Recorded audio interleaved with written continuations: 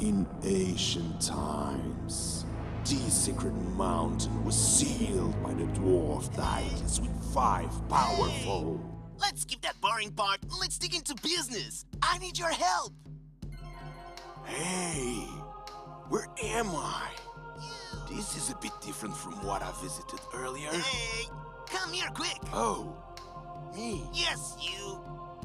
How dare you to interrupt my story? I am the mountain. Well, as I was saying, this is the Misty Mountain and has two things about it. One, it's filled with golds and diamonds. And there is some kind of weird magic. What was the last part? Instead, you can mine any dwarf streams, and all you need is a pickaxe. Any dwarf streams?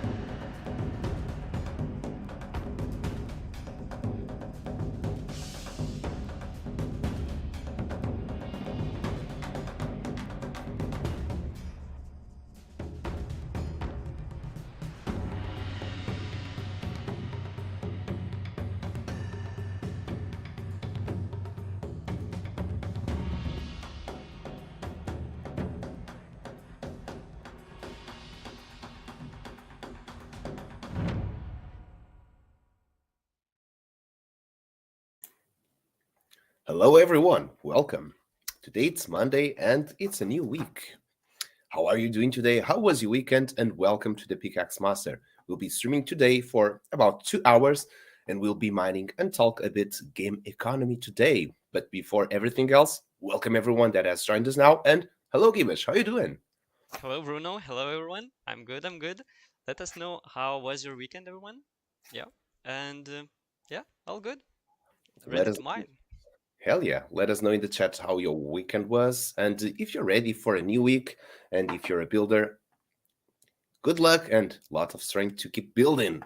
All right, everyone, welcome to the show. We've got Wicked YouTube, OG Shakespeare, Breezy75, Popeye NFT, Besmir, and let me scroll up. We've got Thomas over YouTube, Mr. Furizak, last year trier. Welcome, everyone. And I'm not sure if you saw this one on Twitter, Gibbous, but this was something that last year trier posted over Twitter, and I found it hilarious and genius at the same time. Last year trier, I have to ask you, can we put that saying you just wrote on in a minor in a NPC that we have over here? Over here, actually, we have an NPC that does not have any line or saying, and that would actually be a perfect fit for it. So, do you want to know what last year Try wrote, Gibbous? Of course, of course. Any mining ore. Take a pixel to find more. Maybe. Okay, I will probably will need to read it to a few times to really Okay, let understand, me but let me copy and paste it here. I was like, that is damn cute. It's like I think that's related to toes, like eeny, miny, mo, and it's like something about your toe. But this is like eeny, mining ore. Take a pickaxe and you find more. yeah, actually, yeah, you can really start to say this really quickly, I think. Yeah. Hey, Actually, Huddle it's Hill. one. Oh, yeah, I think yeah, you know the dwarf we have over there that's like a bit like a bit silly, like he's over the top, like searching around, like looking like yeah, this.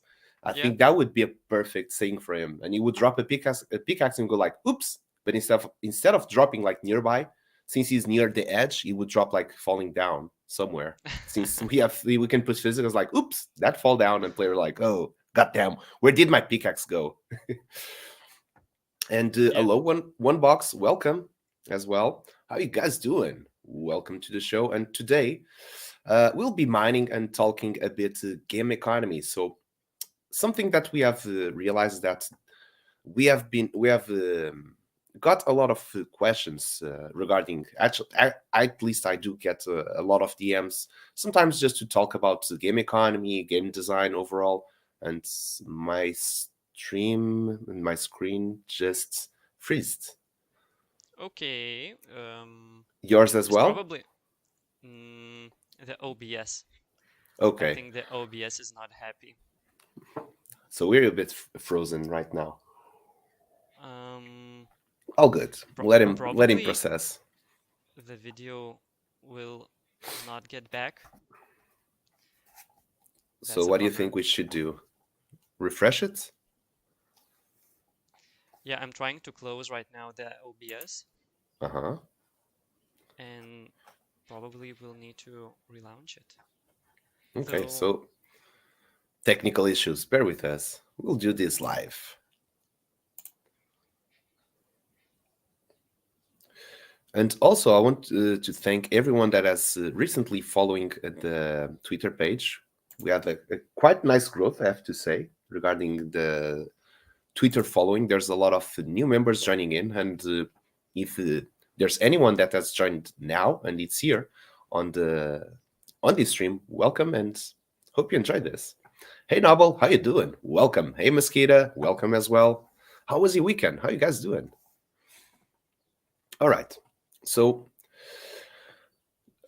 as I was saying, I do get a lot of DMs just to discuss things about game economy, game design overall, just things about gaming in a certain aspect. And since why not also share here with everyone? Since I gladly answer to all those DMs regarding those questions, why not share some of those insights that I usually give on private, but why not also give it here live? I think it would be very useful in case that you're a builder in the sandbox, or you're in a builder in a metaverse, or just in gaming in general. And thank you, Hodlil, for the raids, and welcome everyone. How are you guys doing? One box is asking Bruno and Gibesh, are you guys going to try my latest impossible challenge? Ooh, there's impossible challenge. Okay, let's see if we got time for that. One box. Is it on what page on the draft gallery? Welcome, Priya. How you doing? Okay, and while we do that, where to start? I was thinking. Okay, it takes a while. Okay, let's see if we got enough time for this. But first, let's start with just exploring a little bit in here. So we pretty much have finished this experience. There's probably like very few details, like adding some just simple lines for some NPCs, um, but not that much that can be added right now on this game, as it is pretty much optimized and finished. We would say there's not much that we can add up right now in terms of the core main loop of the game, of optimization. From the test that we run, there's actually not much gain to be achieved right now. So we did a test that where we're deleting like all the decoration, all the assets, and surprisingly, we did not get that much frames per second. That was something that we talked during the last stream on Friday, which we no, actually that one was about it was regarding the fun fact challenge quiz. But it was on the previous Friday, we actually had already a talk regarding map optimization. And so, yeah, that's just to say that we're pretty much finalized. We got this NPC that does not have any much thing talking or to say. So that one that last year trier, we'll update it. I think it will be a great line for him as well. The pack a death run on the main page. Okay, is something you would definitely want to try when you have a bit of free time. All right, that's a challenge. Now, for today, we do have a couple of stuff, which is mining. So you can participate by typing !LFM. If you're over Twitch, if you're over YouTube or Twitter, we'll share a link with you so you can get access to this form and participate in the mining session and be one of the lucky miners of today. If you're a Pickaxe owner, all you got to do is join in our Discord server and get access to that private chat where there's a link for another form that's only for Pickaxe owners. And also, if you are a Pickaxe owner, you do want to fill both forms as you want to get double the chance to get selected, because we do raffle some for the Pickaxe owners and we do raffle other pickaxes which are for general. So by participating in both, it does increase your chances to get selected. One box, thank you. And welcome, J-Dog. How you doing? Okay, so where to start, Gibesh?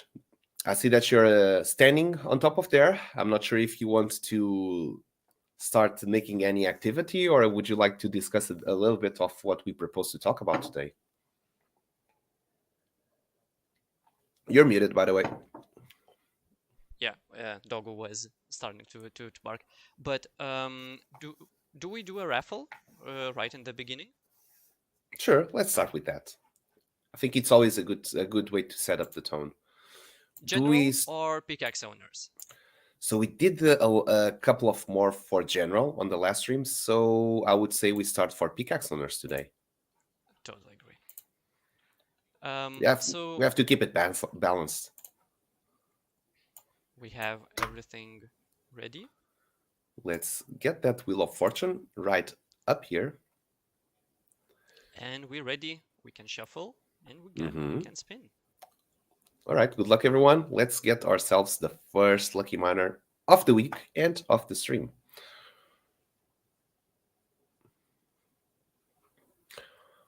Can expect crazy stuff like that for the impossible ones. All right.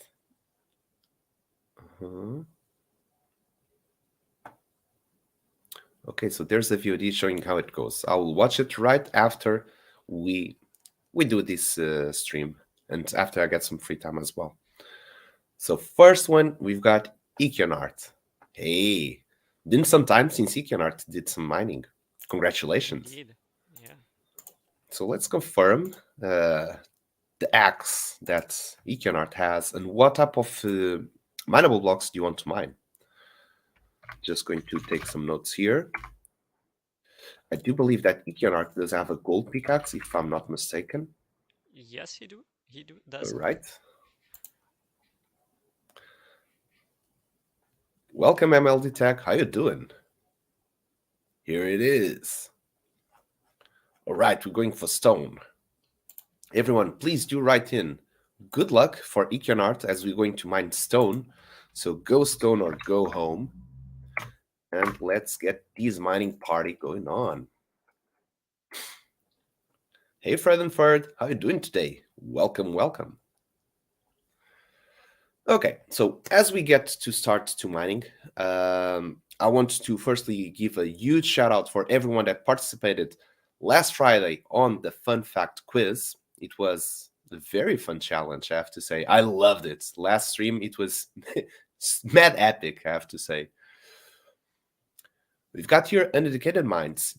Yo, finally made it into a stream. Welcome and happy to have you here. I'm happy that you wanted. Oh, your Boomba. All right, I do remember. We did raid you a couple of times ago.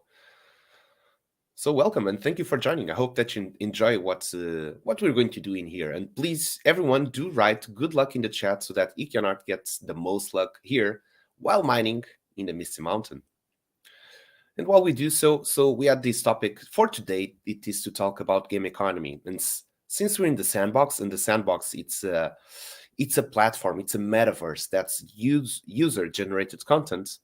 So it's pretty much self-reliant on creators like us and like you, like everyone, to make beautiful things on the sandbox. Either it's a social hub, it's a place for parties, events, for games, experiences, for learning. There's a lot of things that can be done in terms of social hubs that you want to host concerts, and maybe that's its own core loop as it is. You don't need probably a gold ore. Nicely done, a nice way to start the week, I have to say. Very cool. Very good. Okay, gold ore, that's already half a fan. Let's go. Oops, wrong button. Here it is. So if you're doing something like a social hub that's to host concerts, to host events, and that's the main loop of it, of the purpose of that experience is to be a social hub, something for to have a gathering of people to do something together. It already has its own core loop, very, very well fixed. If you're doing something as, for example, a social hub that's for learning, for example, that you want to host there some workshops, or you want to have, is that another gold? No, Another? it's silver nugget. Okay, it's a silver nugget. That's the vault right there, right? Yep. That gets me every time. Okay, silver ore, gold, silver nugget, gold ore. This is going really, really good. Let's keep mining. So what I want to say with these two examples is that it's another silver nugget. Okay, hell yeah, let's do this. Iconart, let's go. I'm feeling this. I wanted to keep going on the topic, but hey, this is pretty too much just to get distracted. A Okay. third, okay. This is going really, really sweet. Hey, I'm going to wait. I'm going to hold up on what I was about to say because this is too much exciting for myself. Okay, we got our indicational stone. So, uneducated minds, what's the name of this? This is the Misty Mountain, and it's from the Pickaxe Master, but this is not the published yet. So we're using our own game maker accounts, and the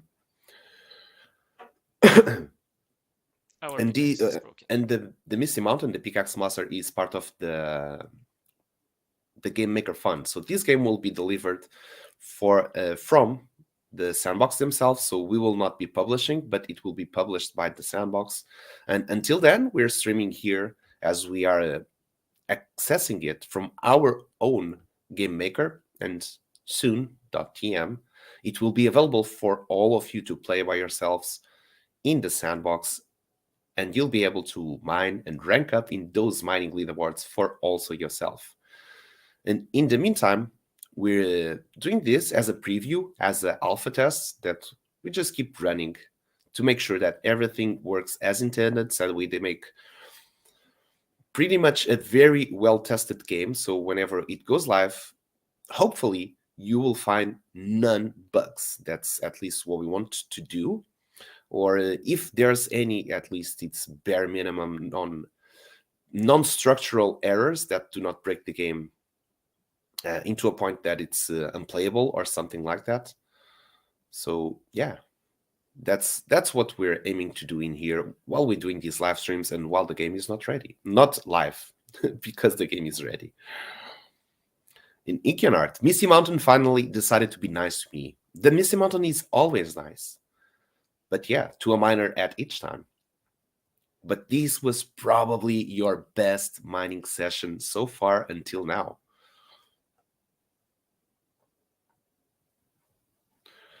And let's pick it up. Whoa, look at that. All here. Iconart, congratulations. You'll be getting all these prizes later today on your wallet. So back again to what we're discussing. So we're talking about some learning experiences here on the sandbox, which the main core loop is about learning, having workshops, for example. It has a core loop. It works for its own.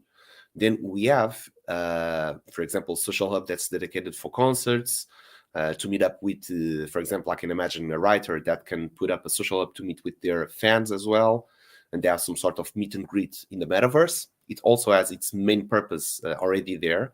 It has a loop. In terms of gaming, it also needs to have a loop. Like we're telling, very different examples, but they have their own loop. So for gaming, it should also go towards the same direction, which is to have a core loop. And within that core loop, for example, having a workshop or something that's dedicated to learning, it has a core loop which is to educate, and it revolves around that. So we have people that join in to learn something. The workshop or the class or the lesson happens, and the people get that knowledge from that stream, from that lesson, from what happened, and we can call it that as a closed loop. As for example, a concert that's going to happen on a social hub, people will go there, they all meet in the metaverse, in the sandbox, in a sandbox social hub.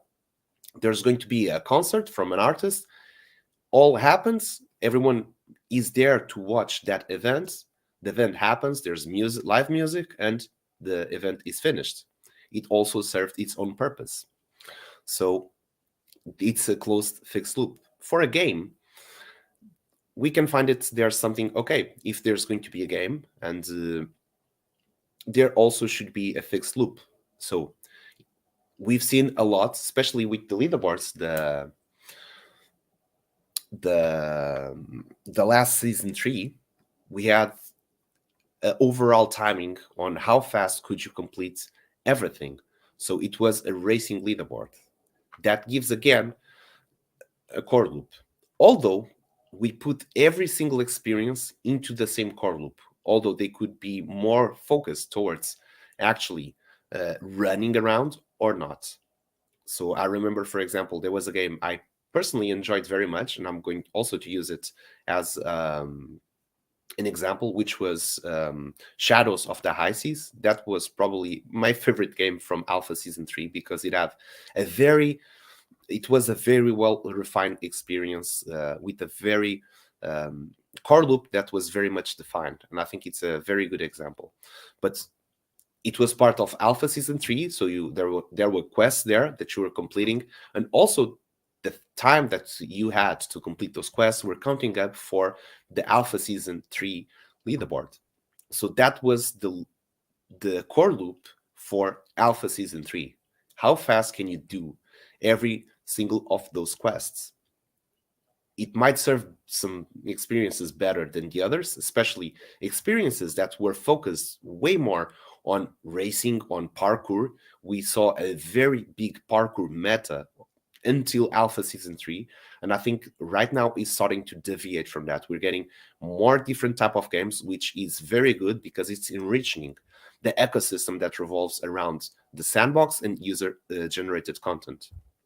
So that's two things. That's why I wanted to talk about the Shadows of the Ices, because it was a game. I'm not sure if you type in the chat if you play that game, if you know what I'm talking about. So that At least for me, was I didn't play it. that experience was it had some assets that also Gush did. Just to so you probably know which one I'm talking about.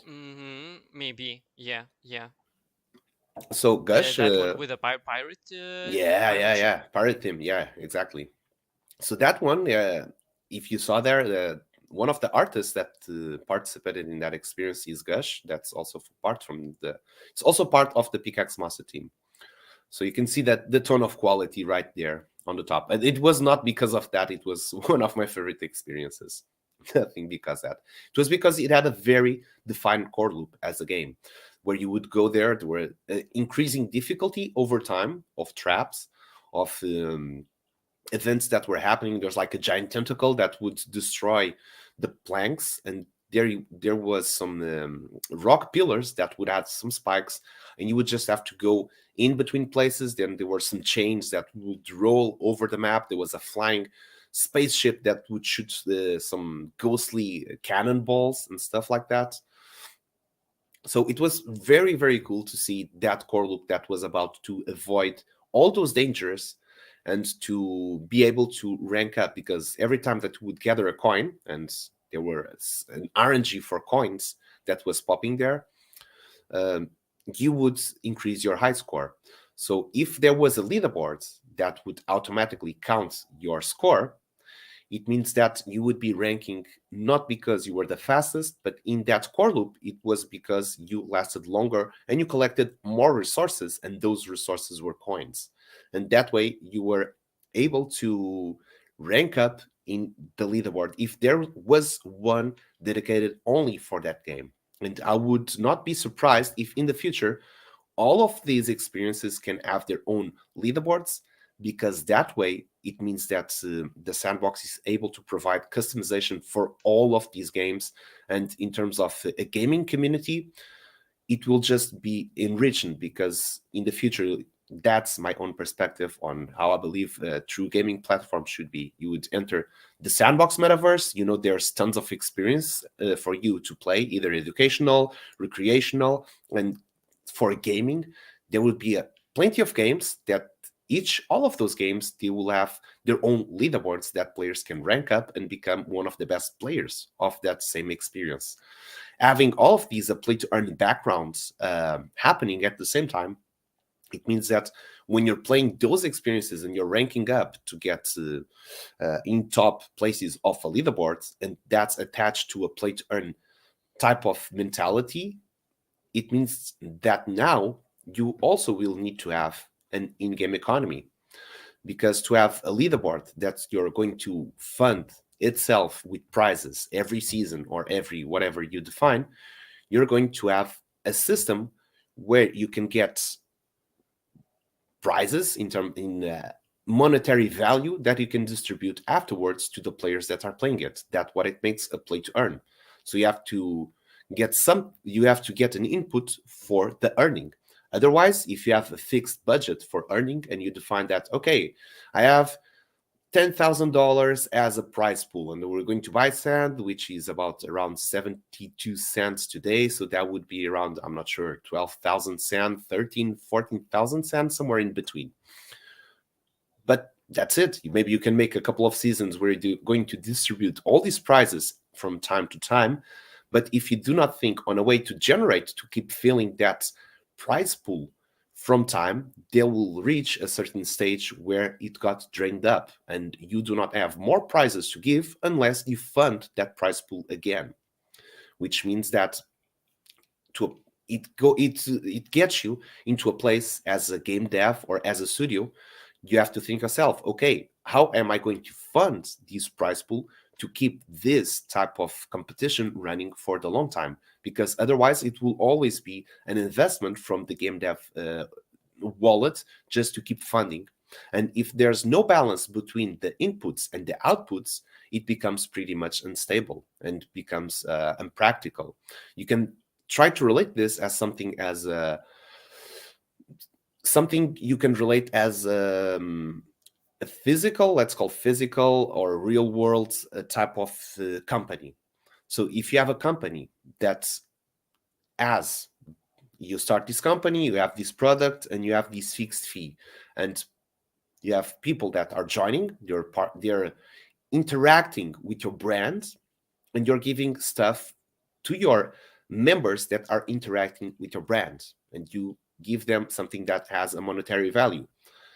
So if you do not balance how you're going to manage that, you only have an output, you do not have an input. So if you want to create this on the long term, you should really have something that is going to balance your inputs and your outputs, so you can run this on a very, very long term. That's if you want to say as a company, you have something. If you're delivering a product, a service that you're selling for, and you're getting these input from it, and then you have all your expenses, which is your output. So a game company does revolve around the same system as well. And if you're going to implement a play to earn type of economy or a meta in your game, there's even extra things you have to take in consideration. And let's just to talk about how it was the meta regarding economies and how they actually somehow evolved as well. So, how many of you have played a game that was subscription based? Like you had a fee that you had to pay every month, and you get access to that game. I never did. You never did one of those? No. Okay, let us know in the chat if any of you actually had a subscription like World of Warcraft. We all remember that one. For myself, the only one I played as a subscription, it was Anarchy Online. It was mad expensive. It was $15 per month. I was paying to play that game, but the fun I was getting, it was so much. I was like, I don't care. Actually, if you bought a 1 year subscription plan, you would get to like $9 per month. So, Mr. Fears X, quite a few. I've had World of Warcraft, Final Fantasy 14 online, played a bit of World of Warcraft. Season passes is the closest subscription based, and you get a mind. I'll go right after to season passes, but not a fan of subscription. All right, over 10 years of World of Warcraft. Okay, so what I want to say here is that we had a subscription based game. So players that wanted to play that game, they paid a fee, a monthly fee, to get access to that game.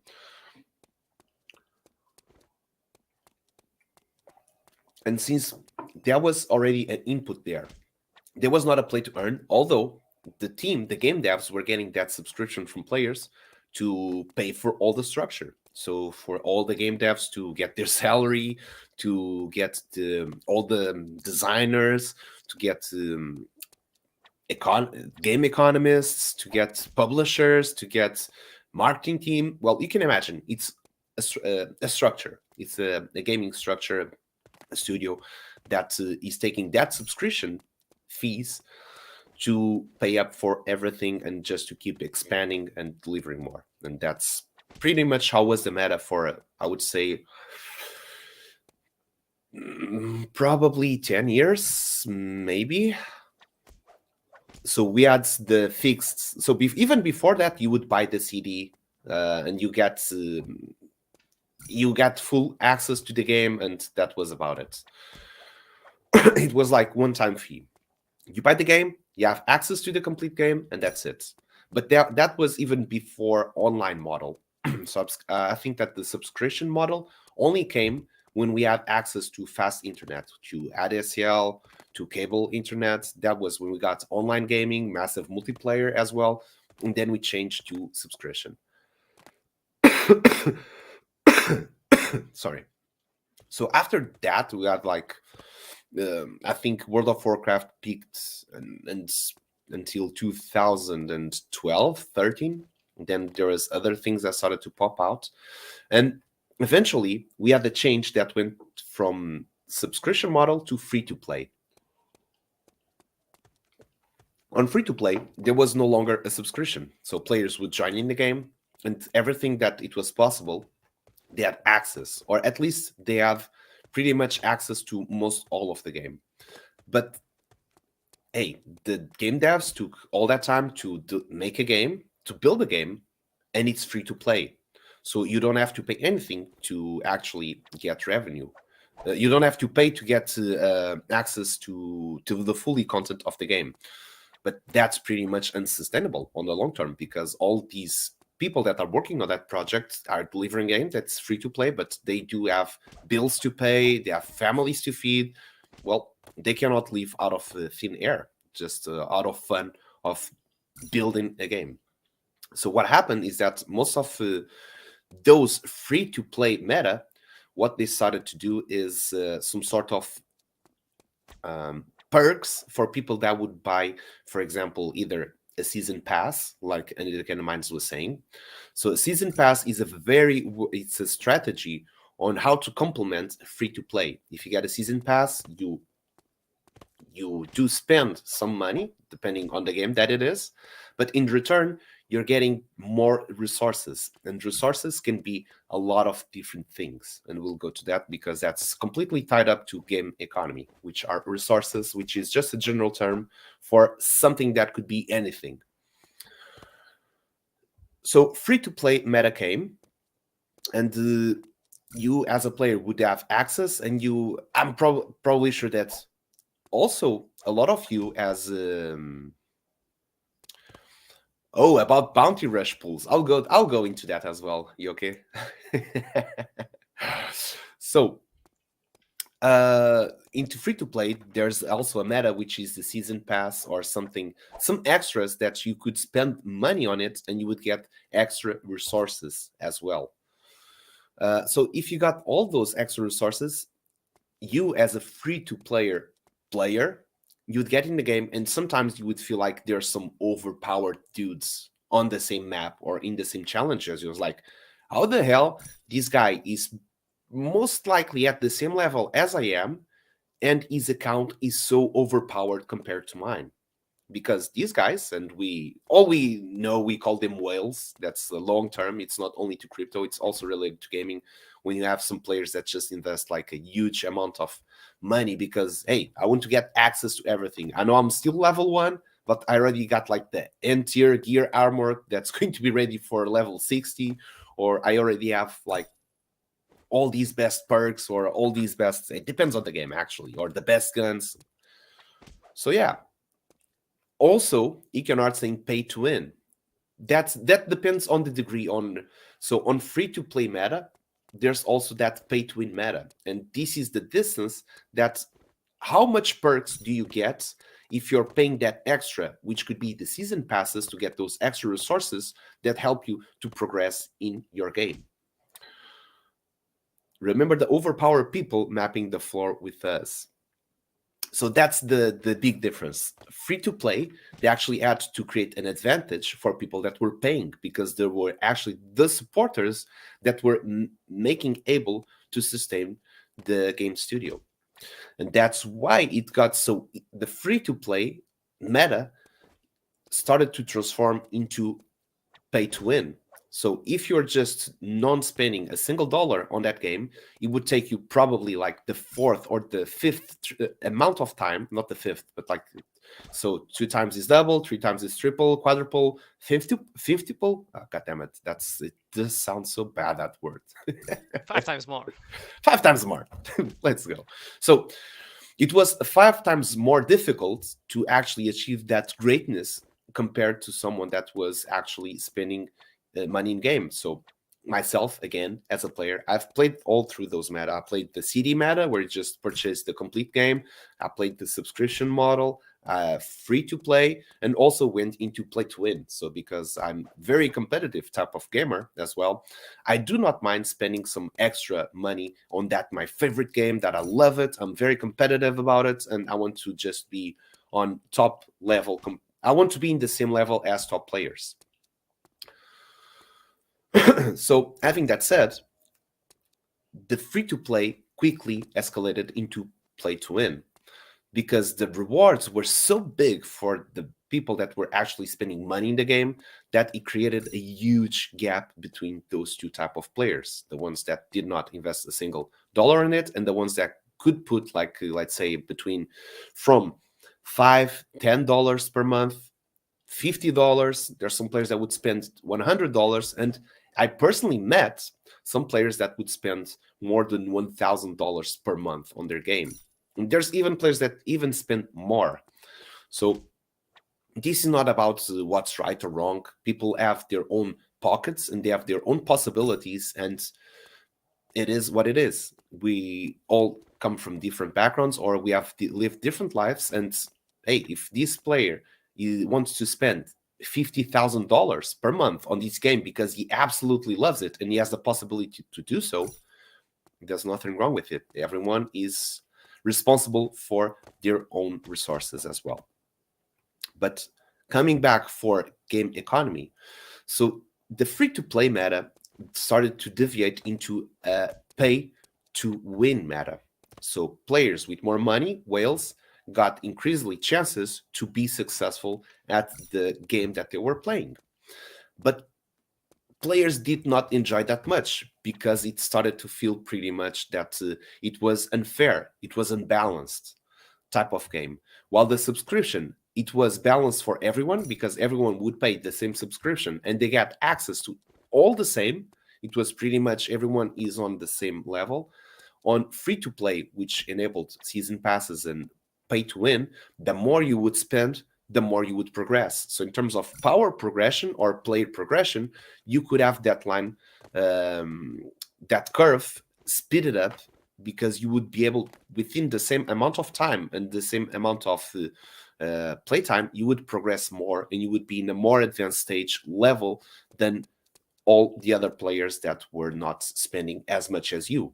So that started to create some sort of deviation of the player progression, and some players would be able to. So when you're designing a game, you also have to design what's going to be the player progression, what's going to be the steps that your player will take from point A to point B to point C. And we can call this, and everyone can pretty much see this through player experience as experience points, where you're going to unlock new levels, and by unlocking new levels you're going to access new equipment, new perks, new spells, new skill trees, new stuff.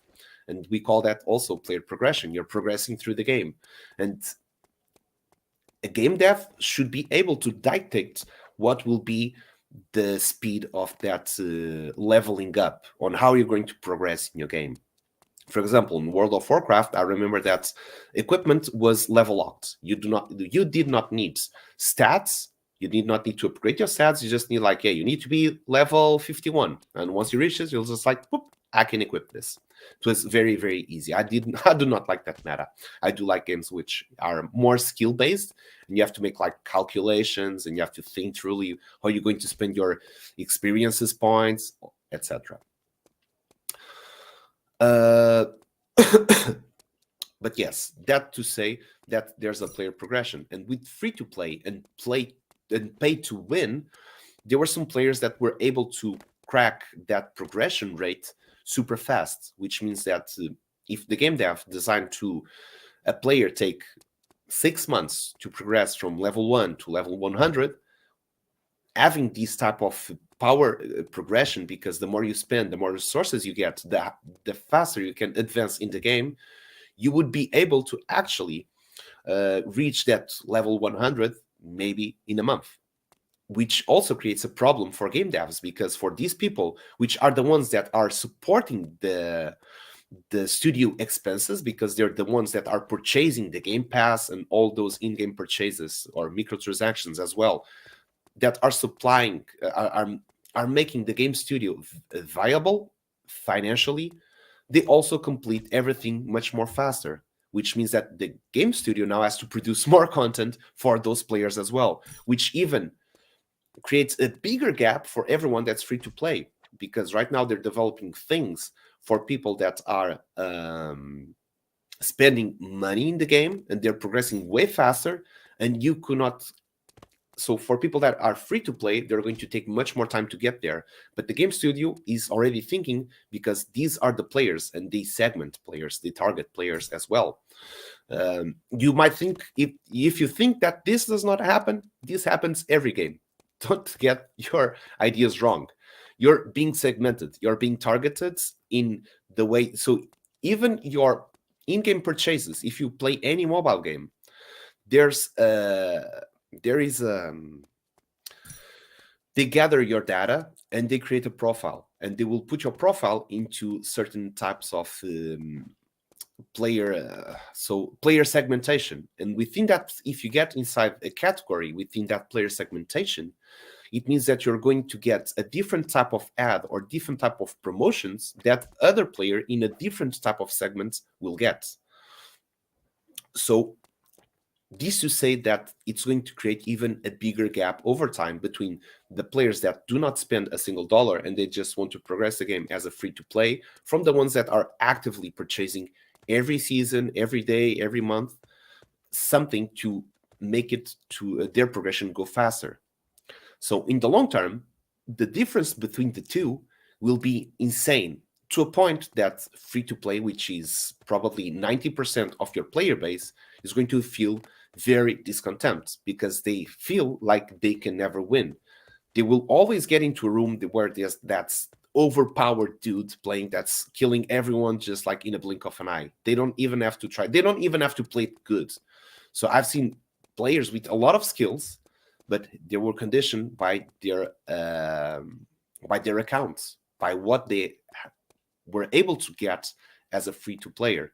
And then there were some players that were completely overpowered, no skills at all as a player, but they would dominate everything because they were just overpowered. So it still currently is the huge struggle of free to play. Now, with the NFTs and blockchain, we had the play to earn type of economy coming on, which is something that's brand new. And if there's someone that figured out, like, hey, we've got the perfect economy for this game, we are the ones that discovered how to make play. That's bullshit. There's no one that knows how to make a play to earn economy sustainable. Subscription based, there's some economies that are better, but they have their own flaws. There's no perfect in-game economy. There's no perfect economy in the world. You just have to look around it. Like, there's depth everywhere. Is this a good economy? No. So in-game is just a reflection of that. So in-game economies, there's not a single perfect in-game economy. So do not expect a perfect gaming economy for play to earn.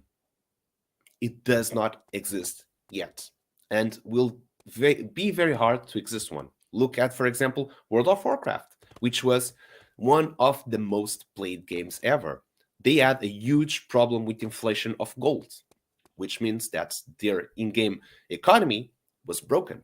The game I also played, which was Anarchy Online, also got their in-game economy broken because they had one item that people were farming, and it was highly valuable when selling to a determined NPC. And that was making people just way too rich too fast. And those NPCs were just highly camped all the time because people just wanted to kill them over and over again just to get that drop they would do to trade it at the NPC vendor just to get really crazy amounts of resources. Of course, you can also think and remember as you would get some patches during the games that would fix certain things regarding game economy as well. And I see that you're on that. I don't think we're done yet. You already wanting to close that one. And I'm sorry if I'm speaking for too long. All good, all good.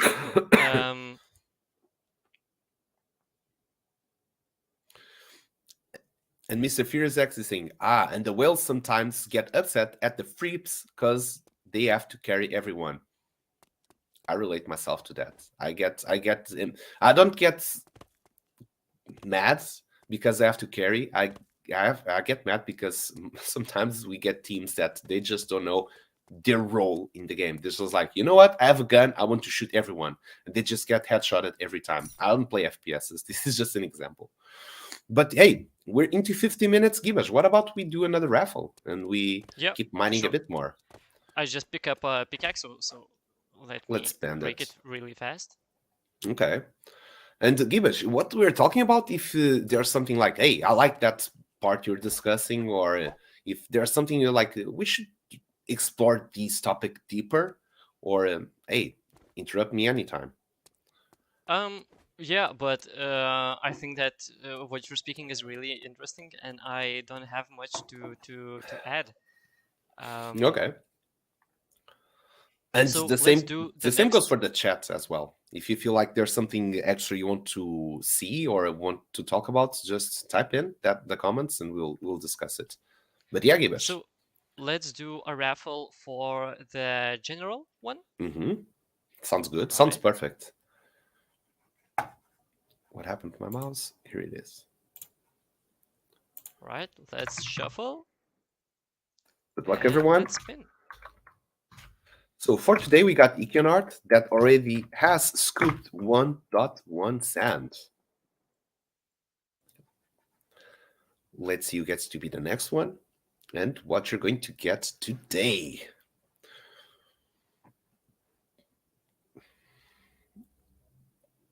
Got Popeye, Wicked. Is it going to stop at Wicked or is it going to Mosquito?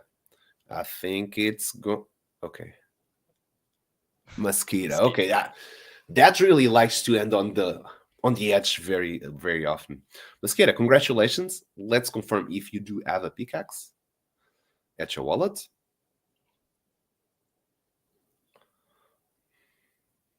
If you do have a pickaxe, we will be giving you a equal in-game pickaxe for you to mine with. We do have a wooden pickaxe. We do have a wooden pickaxe. All right, Mosquito. The wooden pickaxe does not entitle to any in-game consumable pickaxe. It has to be a silver going forward from there. So what we're going to do, we're going to raffle a pickaxe for you, which is in-game iron and in-game silver pickaxe. If it falls under a 1, it's an iron pickaxe with 5 health points or hit points. Or if it falls under a 2, it's a silver pickaxe with 25 hit points. So good luck, and let's see what's in store for you.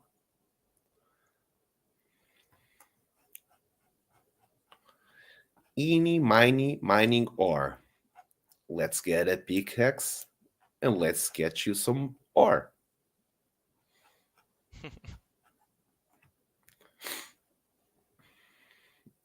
Oh. Stop it. Stop. Ah. It's pretty solid one. So that's a pretty solid iron pickaxe as well. Congratulations. Let's get that one. Everyone that's watching the stream, please do type in good luck for Mosquito. It's 5 hit points, but hey, there's a lot of stuff you can get with 5 hit points. And by the way, can you just make a quick run in the RNGs just to make sure that everything is running smoothly? All right, all good. Perfect.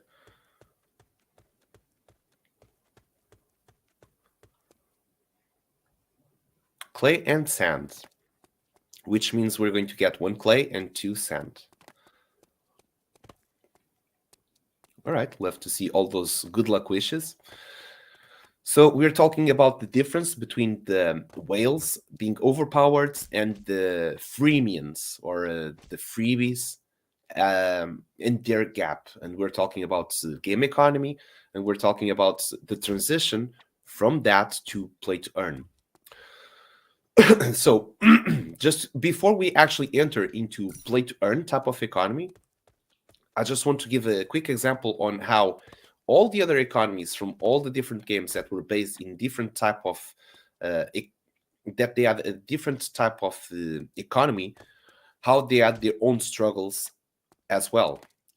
So in terms of subscription based, we had, for example, World of Warcraft, which had big problems regarding their economy. If you all played it, especially if you played it long enough, you probably saw all these events happening and you saw how they solved it as well, right?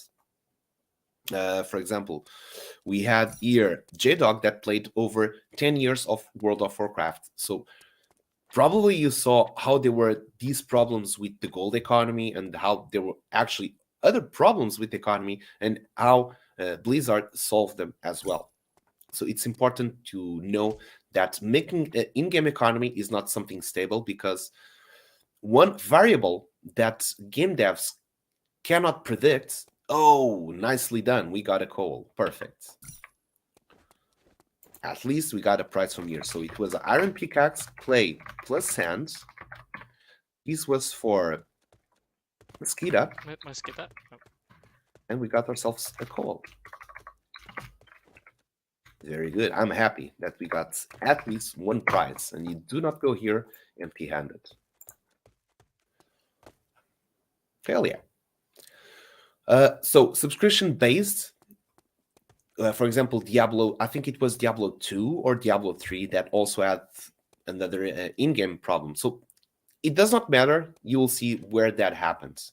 For free-to-play, it also happened the same, because you have to keep a balance between the perks you're giving with season passes, with those purchases you can make in game, compared to the ones that free to play players do not get.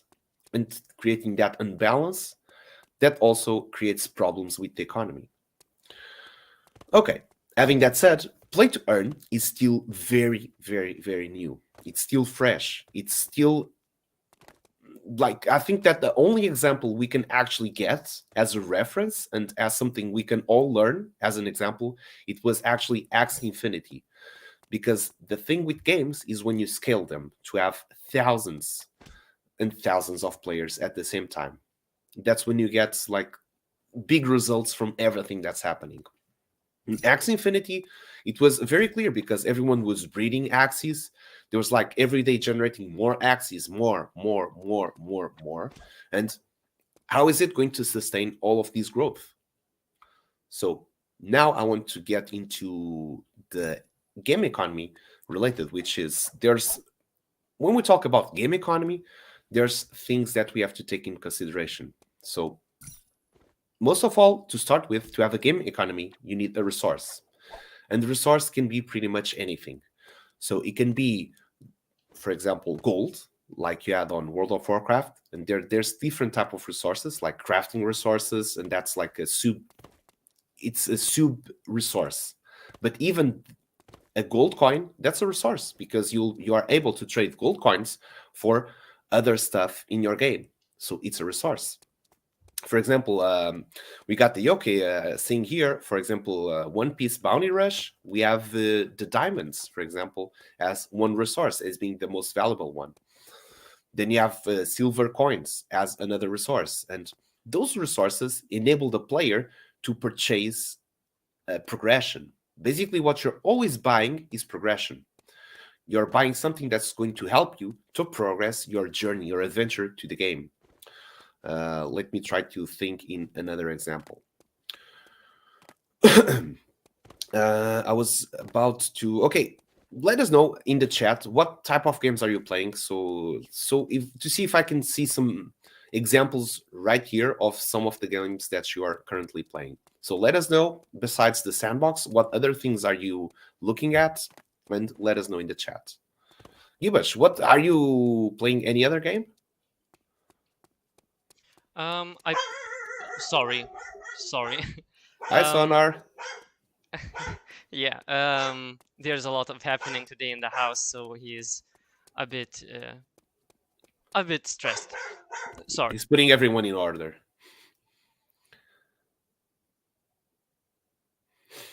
Oh, good. So I play some Ark Survival Evolved. Mm-hmm. Um, I've heard about that one. yeah, and well, regarding the economy, Mm-hmm. as it has some strange things in it. So, but I think that it's not that much related to other games like World of Warcraft, though. Probably the biggest problem in that game is real money uh, transactions, or Mm-hmm. so basically people are buying things for real money, and But in non-official websites, correct? yep, yep, and That happens with. Mm-hmm. people are gaining really big amounts of money, Mm-hmm. just playing, grinding, and being the the strongest tribe in the server, Mm-hmm. and generating revenue, or how to say, income. Yeah. Income, revenue from that. But that does happen in all of games. That's a problem. That's not only, but that only happens because there's a demand and there's a supply. If there Yep. was no demand, those people would not do that, because there was no one actually wanting to pay dollars, euros to actually purchase that. And having a game that's on the blockchain, actually, you did not need the blockchain for this to happen. But the thing is that games never wanted to go through that route in making the monetization favoring the players, because again, like you're saying, there's going to be a lot of accounts just farming stuff because there's some players that will be searching for the same type of loot that wants to sell. So it's going to, if this already happens while violating the terms of agreements, and this happens on non-official websites, like it's a reality. What I could see happening if it becomes official, instead of you just having a couple of folks doing it illegally, now you're going to have everyone wanting to do it, but in a legally manner. So there's going to be much more people just wanting to farm those items, which are the most valuable in that game, just with the solely purpose of selling it afterwards. Players were already doing that for in-game currency, because in-game currency is also a resource that will enable and help you to progress on your game faster. So let me think on another example. In the game you're talking about, what's the main currency that you have in game that you can use to buy most things? You're muted, Givesh. Inside Arc. Yeah. So probably there is nothing you can buy from the developers No, but inside the game. Not for inside the game not from the developers. on the unofficial websites. No, but what I want to ask is, when you're playing the game, do you have like a gold? So you have like a diamond, you have like a silver, you have like No, these here's currency, in-game currency? no.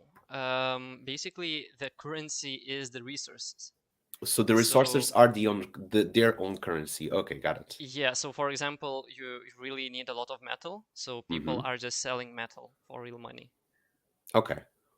That will happen. Okay, so or if trading metal into, for example, bullets. So okay. also resources trading back and forth. Yeah. Okay, bullets and metal. I like that. I'll take those two as an example. Perfect. So what I wanted to say is that even if it's an in-game currency, it's a resource. It's your resource to trade that for something else. So you're going to NPC that's going to sell you a Valkyrian golden chest plate, and it's going to cost 100 gold coins. So that's the resource you need to have to purchase from that NPC to get that new equipment that's going to get your character stronger. So it's going to help you to progress through the game. So game economy and player progression, you can already start to see how much they are interconnected together. Now, Gibbs was saying about metal and bullets. So bullets is also a great reference in terms of what an in-game currency also is. So for bullets, you need bullets to kill enemies. You need to kill enemies to progress in your game. But bullets are a resource that gets decreased over time with usage. So you will be needing, so it's a drain. We call this in games, it's a drain, because it's a system that takes this resource out of circulation. So let's call that as drains. And you have metal. Metal probably is used to build bullets, correct? Yep. So you need to kill monsters, you need to kill players, you need to kill something, and you're going to use bullets.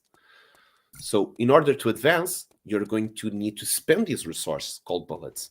And to get more bullets, you're going to need another resource called metal. And to get metal, you're going to probably need to mine somewhere. And I'm not sure. Probably to mine, you're going to consume another resource, probably some drilling, some pickaxes or some drilling subsystem, or time. Time is also a resource in games. Probably time. Time, The okay. most relevant one. Well, here it is. Jadar also plays Arc, and he just said, because it takes time to make the bullets.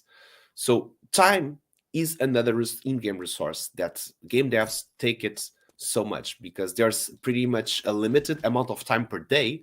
So you know that, taking consideration that the day has 24 hours, there's the cap of the time resource. It's a cap. You cannot go. The time does not have 25 hours per day. So if you take time as one of the resources, there's a limit, there's a cap, and then you can take into consideration player profiles. The player that only goes 15 minutes per day, the player that spends 1 hour, the player that does 4 hour sessions, and the player that grinds for 8 hours, 12 hours per day, for example. And they have to think what would be the player behavior towards all of these different types of game styles, and how is the game balanced to be played by all of these players? Will it be fun? Either you have only 15 minutes to play, or if you're going to play it for 8 hours, straight 8 hours. If you can find yourself a balance on this, you're in a very good track. You're in a very good route, because this is one of the hardest things to balance in a game. Now, I don't want to deviate more into that, because we're still talking about resources and in-game economy, in-game economy. So let's just take a few steps back and return to that place. So in this game, for you to progress, and Gibash, I have to ask you, why do you need bullets in the game? For defense mainly. It's defense. So you're getting attacked, and while you're attacking, do you also Constantly. spend bullets on attacking? Not that much. You're using more of C4 when you're attacking, more of explosives and So another um, resource. yeah, but also, there is really interesting thing inside Ark. There is dinosaurs, which is also like a resource and a tool, Okay. and the game is all built about dinosaurs, but Mm-hmm. survival near the dinosaurs. But Mm-hmm. there is a lot of economy probably there also.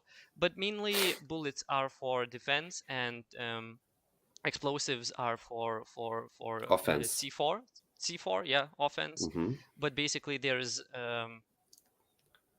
tribes who mainly raid. There are Mm-hmm. tribes who mainly try to defend, Mm-hmm. or yeah, it's a live jungle. um It's a live jungle. I like that the way you described it. It's a live jungle. I think that's the same, like AKA. It's a massive multiplayer game. yeah. Okay, so there we go. First, you have to take your first resource, which is time. You'll need time to mine and to gather metal, which is another resource, which you're going to craft. So you're going to trade one currency for the other to get your bullets. And then you're going to use your bullets for mainly defense. So that's also for player progression, because you want to get your defense. So if you're going to get attacked, you don't want to get destroyed. You want to survive. By surviving, it means that you can keep progressing. I can imagine that if you get attacked and you get things destroyed, you have to build those things over again, which will Yep. take another type of resources that will take time to gather those resources again. Mostly metal. So again, you can see how this economy, just this is way too oversimplified. Don't get us wrong, this is not this simple. This is just an example, just to say it, like how time is a resource, and how that time resource is being used for you to gather other resources, for example metal, that you can use to build things or to rebuild things, or use it, for example, to spend on ammo for your defense. These we can call it as drainers. So we have time, and we have a tap, which is pretty much like you would see the tap if you open too much or too little. It's the amount of water that's pouring out of the tap. That's how you get resources. And then you have the drains. It's the output of those resources as well. And having the tap and the drains balanced, it's one of the most fundamental things about an in-game economy. Um, So that's pretty much it. There's other things which are traders as well, which could be someone that would trade, for example, bullets for C4. So you're actually spending. Does it happen? Usually it happens that you trade bullets into some sort of dinosaur. So for example, Okay. really need quite some things to tame some dinosaurs, but you can Mm-hmm. just grind on making those bullets and find a trader who will be willing to trade for those bullets, just because he has a big base and he needs to protect that base. He needs bullets, but he does not have time to make those bullets. So Perfect example. And for example, would you be able to train a dinosaur for C4 as well? I think yeah, I think It's not that yeah, common. yeah, not that common just because well, C4 is easily made and you don't really need that much because raiding is much easier when there is Mm-hmm. no active players who defend it. Mm-hmm. So there are techniques with other dinosaurs and to attack the bases. And the only thing that base can survive is basically that the player gets back online. Basically, in Okay. other case, it's impossible.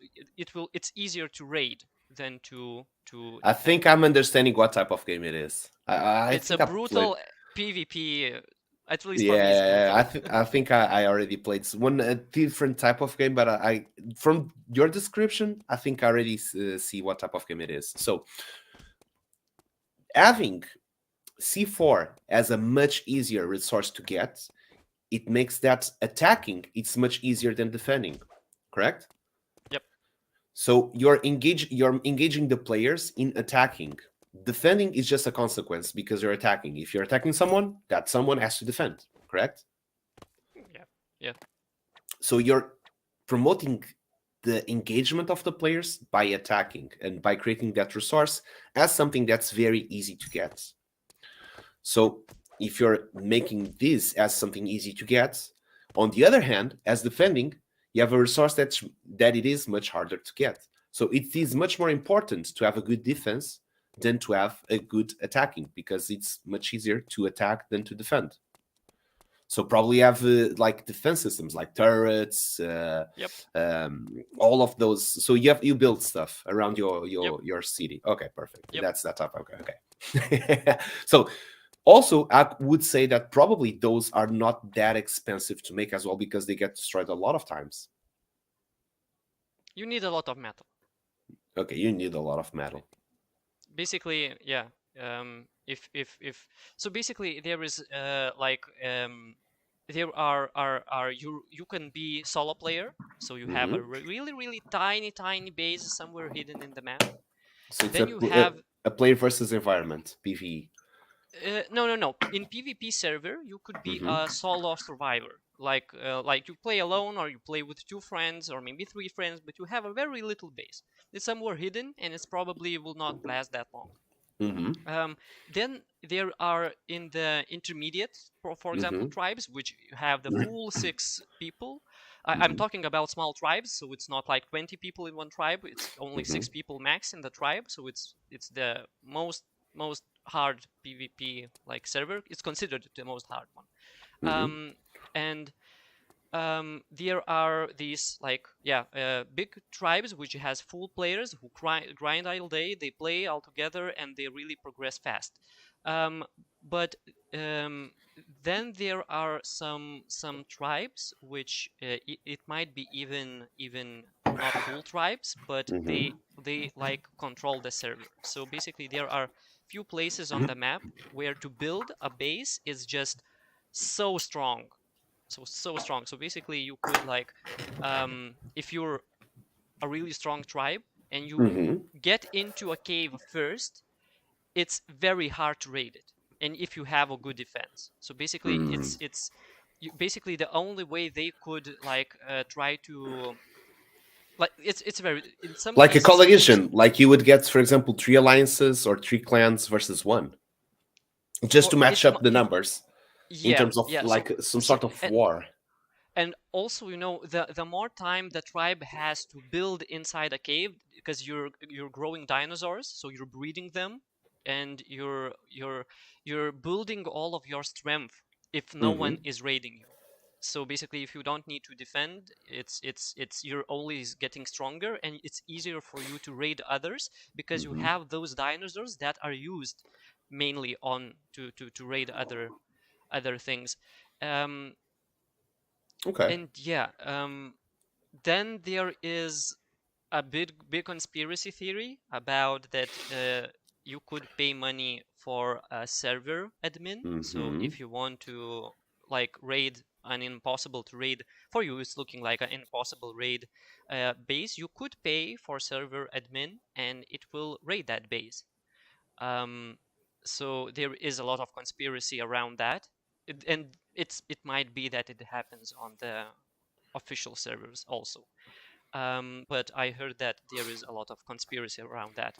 And basically, I feel like why this might happen is just because the developers are trying to get mm, get in the part of that economy which they are created, because basically there is people who are getting thousands of dollars just because they are have a really strong tribe, and Hmm. they have other strong tribes which are defending that one tribe, so an alliance.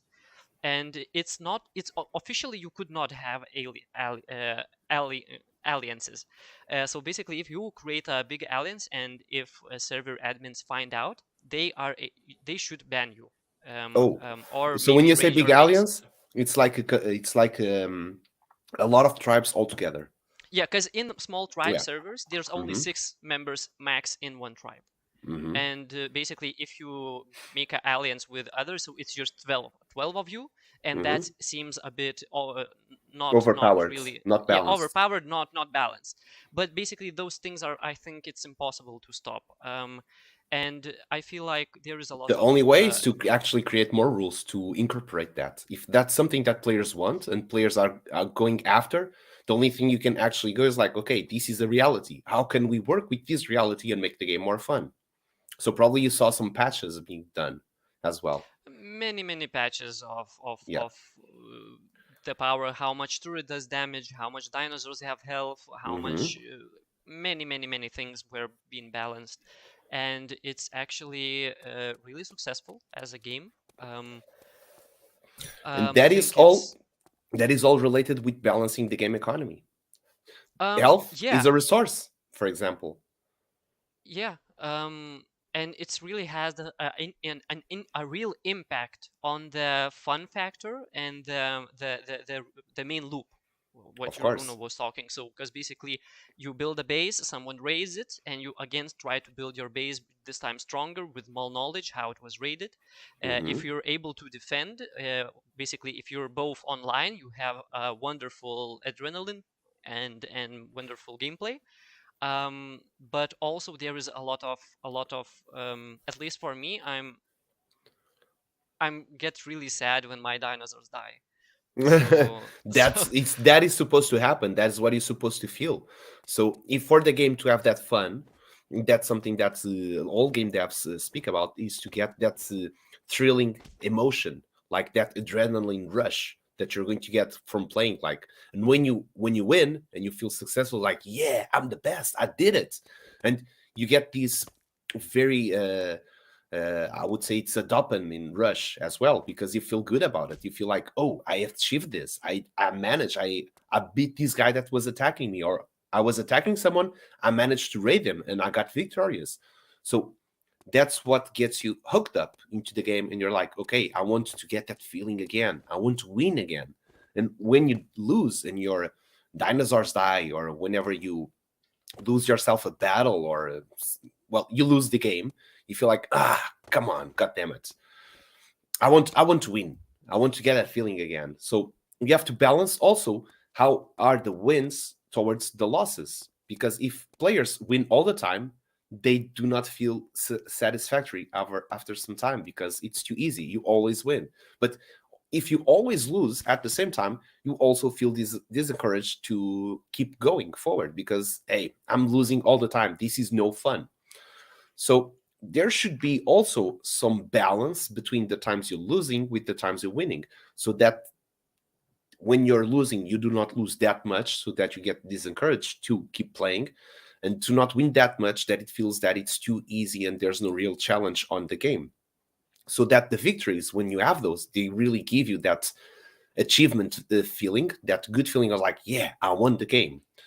Either it's a single player, either it's a multiplayer, like team based. If it's a team based, you can even imagine like all the team. For example, you have the FIFA championships that you actually have 11 players versus 11 players, and they're playing the game, and when the team wins, it's not only one person celebrating, it's the whole team celebrating, like, yeah, we achieved this, we managed, we got 3 points, we advanced in the leaderboard. I'm just giving this FIFA example as something that's for example, CSGO, that you had like 4 versus 4. I'm not sure how it was, like 6 versus 6 as well. And there were championships of first person shooters. that they had teams competing against other teams, and the team that won was like, yeah, we managed, we did it, we won.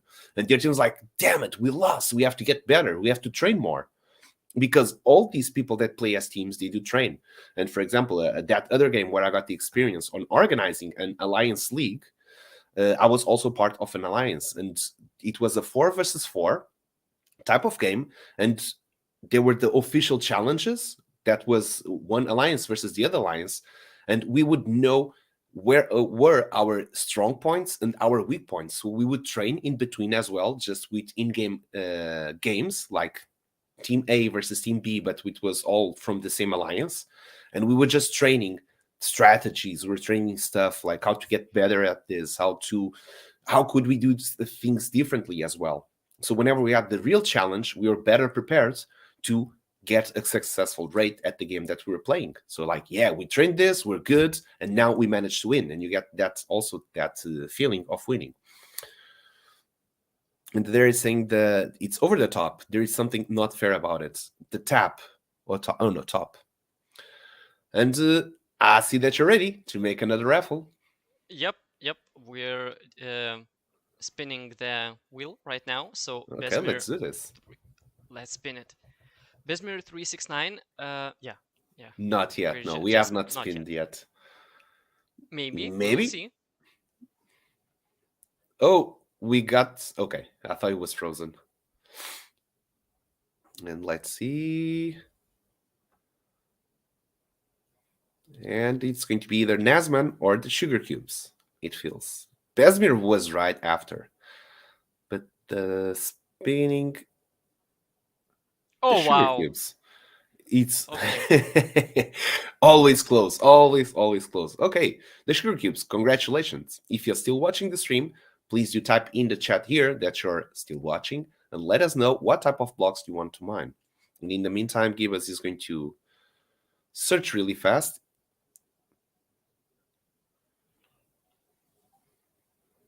We do have a silver pickaxe. All right. But do we have sugar cubes here? If we do not have, we will re-raffle. Also, we need that timer as well. Completely forgot. Okay, I'm just going to... No, I cannot use my cell phone. It's used for other things. Here it is. We got sugar cubes here. I think I can do that on Discord. Let me check if I can put timer. Timer. Timeout. No. No, there's actually no function here. I think I will just make a simple render of just 2 minutes going down, and we'll add it on OBS as a layer. A video layer. Yeah, I think. Just before we go up, it's a silver, right? Okay. So before you go up, just take another walk at the RNG just to see if it's all. I think we should just do this over time. So if there's something happening, we could actually reference which session was and try to see if there's a bug, like what happened, what did not happen. Okay, all good to go. Let's do this. Everyone, please type in good luck for the sugar cubes so that you can get the best luck here at the Misty Mountain. It could be your turn, so let's do this all together. Good luck, sugar cubes, and let's mine.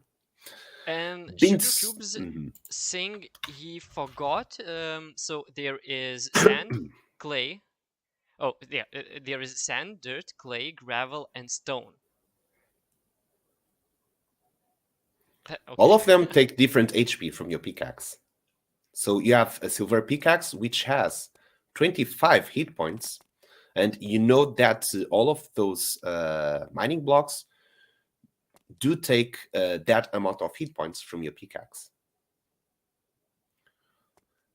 Okay, so while we have the sugar cubes choosing here what type of blocks he's going to mine, let's also keep going towards or forward in the game economy talk. Also, we do not want to be as considered experts or some... Okay, stone, all stone. All right, go stone or go home. Good luck, the sugar cubes. Please, everyone, type in good luck as we're going to mine some stone. So let me just take here silver, stone, and the sugar cubes. what I wanted to say is that do not take us as for experts on the matter of game economy. We're just people that do research and do like to read a lot. I do interest myself a lot about game economy design. So I'm just sharing things I've discovered and just information that's out there as well. It's not that I'm inventing the wheel. The wheel is pretty much invented for a long time. So I'm just repeating a lot of information that I considered important. So I hope that you're also enjoying this type of content and information, and hopefully it will also be useful for you. So coming back again to in-game economy design. So we're talking about taps, we're talking about trainers, and we're talking how that affects actually the gameplay while you're going towards, like how easy it gets for you to get a victory, how hard it is to get a loss. So we've seen how these things actually affect player behavior and how it affects your relationship with the game you're playing. So, for example, I'm going to say EVE Online is one of the most last longing games out there, and it's pretty much due because of its incredible and complex in-game economy. Which, if I'm not mistaken, for example, Star Atlas, which is another game by Animoca Brands, which is the same company that also owns the Sandbox, they have hired the in-game economists from EVE Online because they're pretty much the same genre related. And since EVE Online economy is so strong and so long, they actually decided to hire that person from. Oh yeah, we just got a silver ingot, by the way. Congratulations. Yep. That was a very nice start.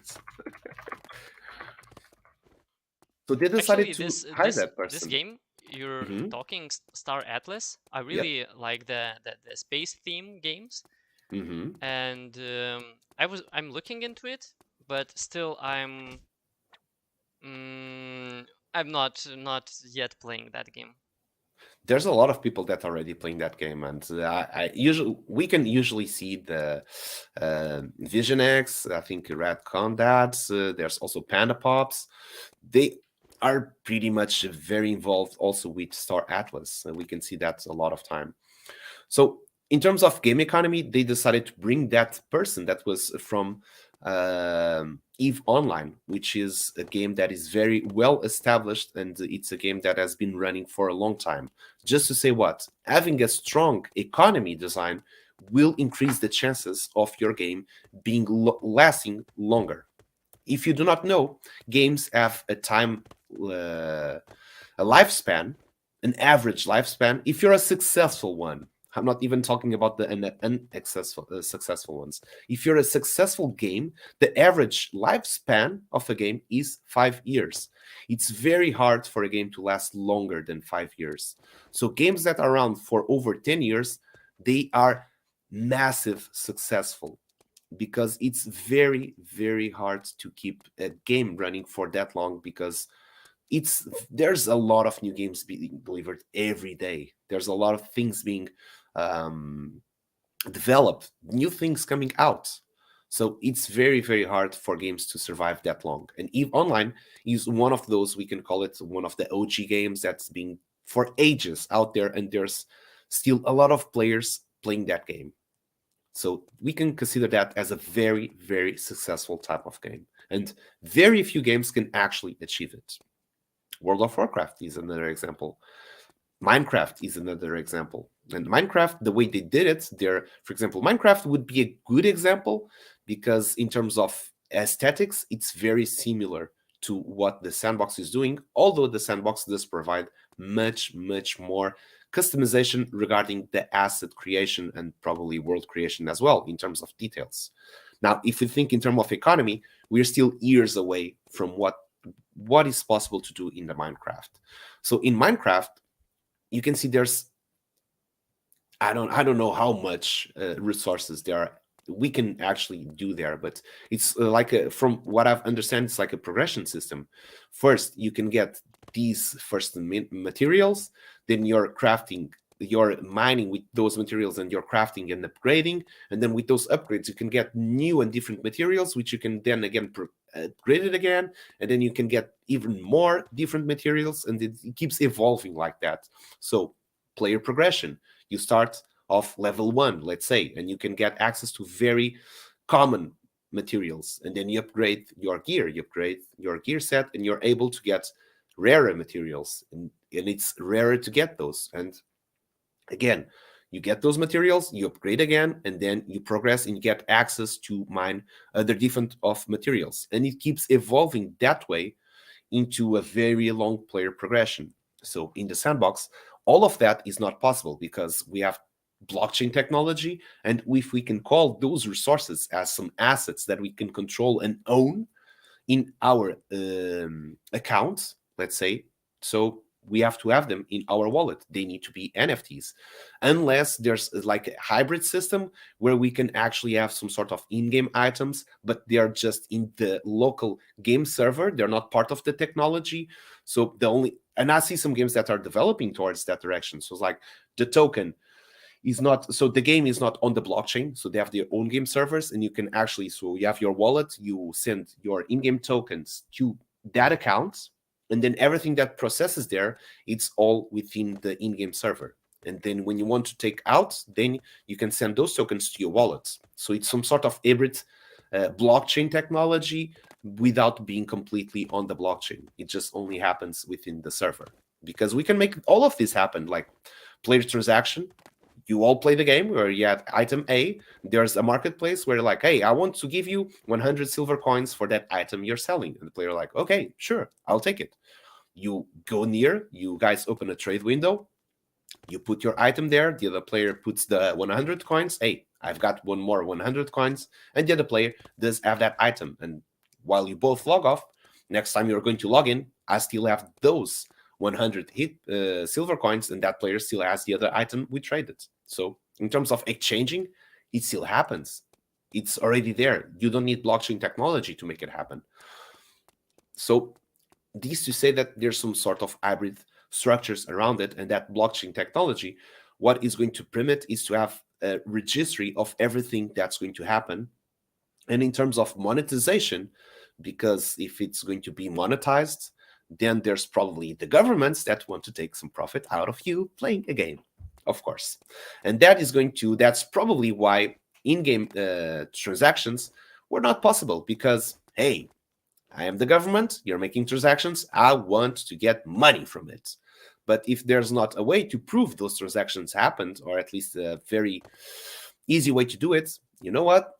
That's not going to happen, because there's no way we control it. There's no way we can tax it properly, because it's probably too much work, and probably too hard to get accurately who did what. But with blockchain technology, everything does get registered in a place that's public and easily accessible by everyone. So hey, now we know how much each player has traded and sold in-game items, and how much profit that player had within those in-game items. Now we can tax that. That's why probably blockchain technology is going to allow all of this to happen, just so because that's going to be possible to have a taxable event. Of course, you will not be expecting for us to be play to earn, and the government having money involved does not want taking their share. We're still living in this world, although this looks very good about play to earn. The government will all want its share, its piece of the cake, without doing or contributing anything to the equation. It is what it is. It's reality. So, back to in-game economy, and not about rambling on on why we did not have these legal in-game transactions before. So, let's make a parallel now of what we discussed here into the Pickaxe Master, so it's an easier way as well for us to make an explanation about in-game economy. So we talked about taps, we talked about drains, we talked about traders, and we talked about player progression, which are all interconnected. So you as a player, you want to progress in the game. For you to progress in the game, you need resources to progress your character, or whatever you need something to progress your let's call it character, and you're going to need drains to take those resources out of your accounts to progress your character, because you do not want to have inflation, or at least infinite inflation within your game, because then the resources will be meaningless, meaning that there's not a need to have resources. The tab is always open, so the player progression becomes too easy and there's no real challenge. Players become uninterested. And this is how the cycle goes. So in terms for the Pickaxe Master, what we want to do, and we're going to talk about the final form, because everything else we're doing here is an adaptation of the tools and the features we currently have available until we can actually have the full and final game out there. The game is already designed to be that way, but there's still not enough development to have it happening. For example, we just had Unity announcing that they're developing wallet integration like less than 6 months ago. So this is all very, very brand new. And we have to wait for the companies to get, how do you say, to progress along with technology. And blockchain technology, it does need a lot of security. And if we know something, is that hackers can hack any program or game. Pretty much all of you have went either to any of the websites and like, hey, I want to download this program and I want a key generator and I just want this crack to just have this game without having me to pay for its license. So it's a reality. Hackers can get access to anything. There's not been one single thing that hackers were not able to go. Not even the FBI or Pentagon or those highly secure institutions, they've been hacked. What do you think that any of these games will be hacked? We're not NASA. So that creates a problem that also everyone has to find out a solution. Maybe with quantum technology, we'll be able to create more resources for hackers to hack, but also more resources for companies to create or to have tools for security and countermeasures.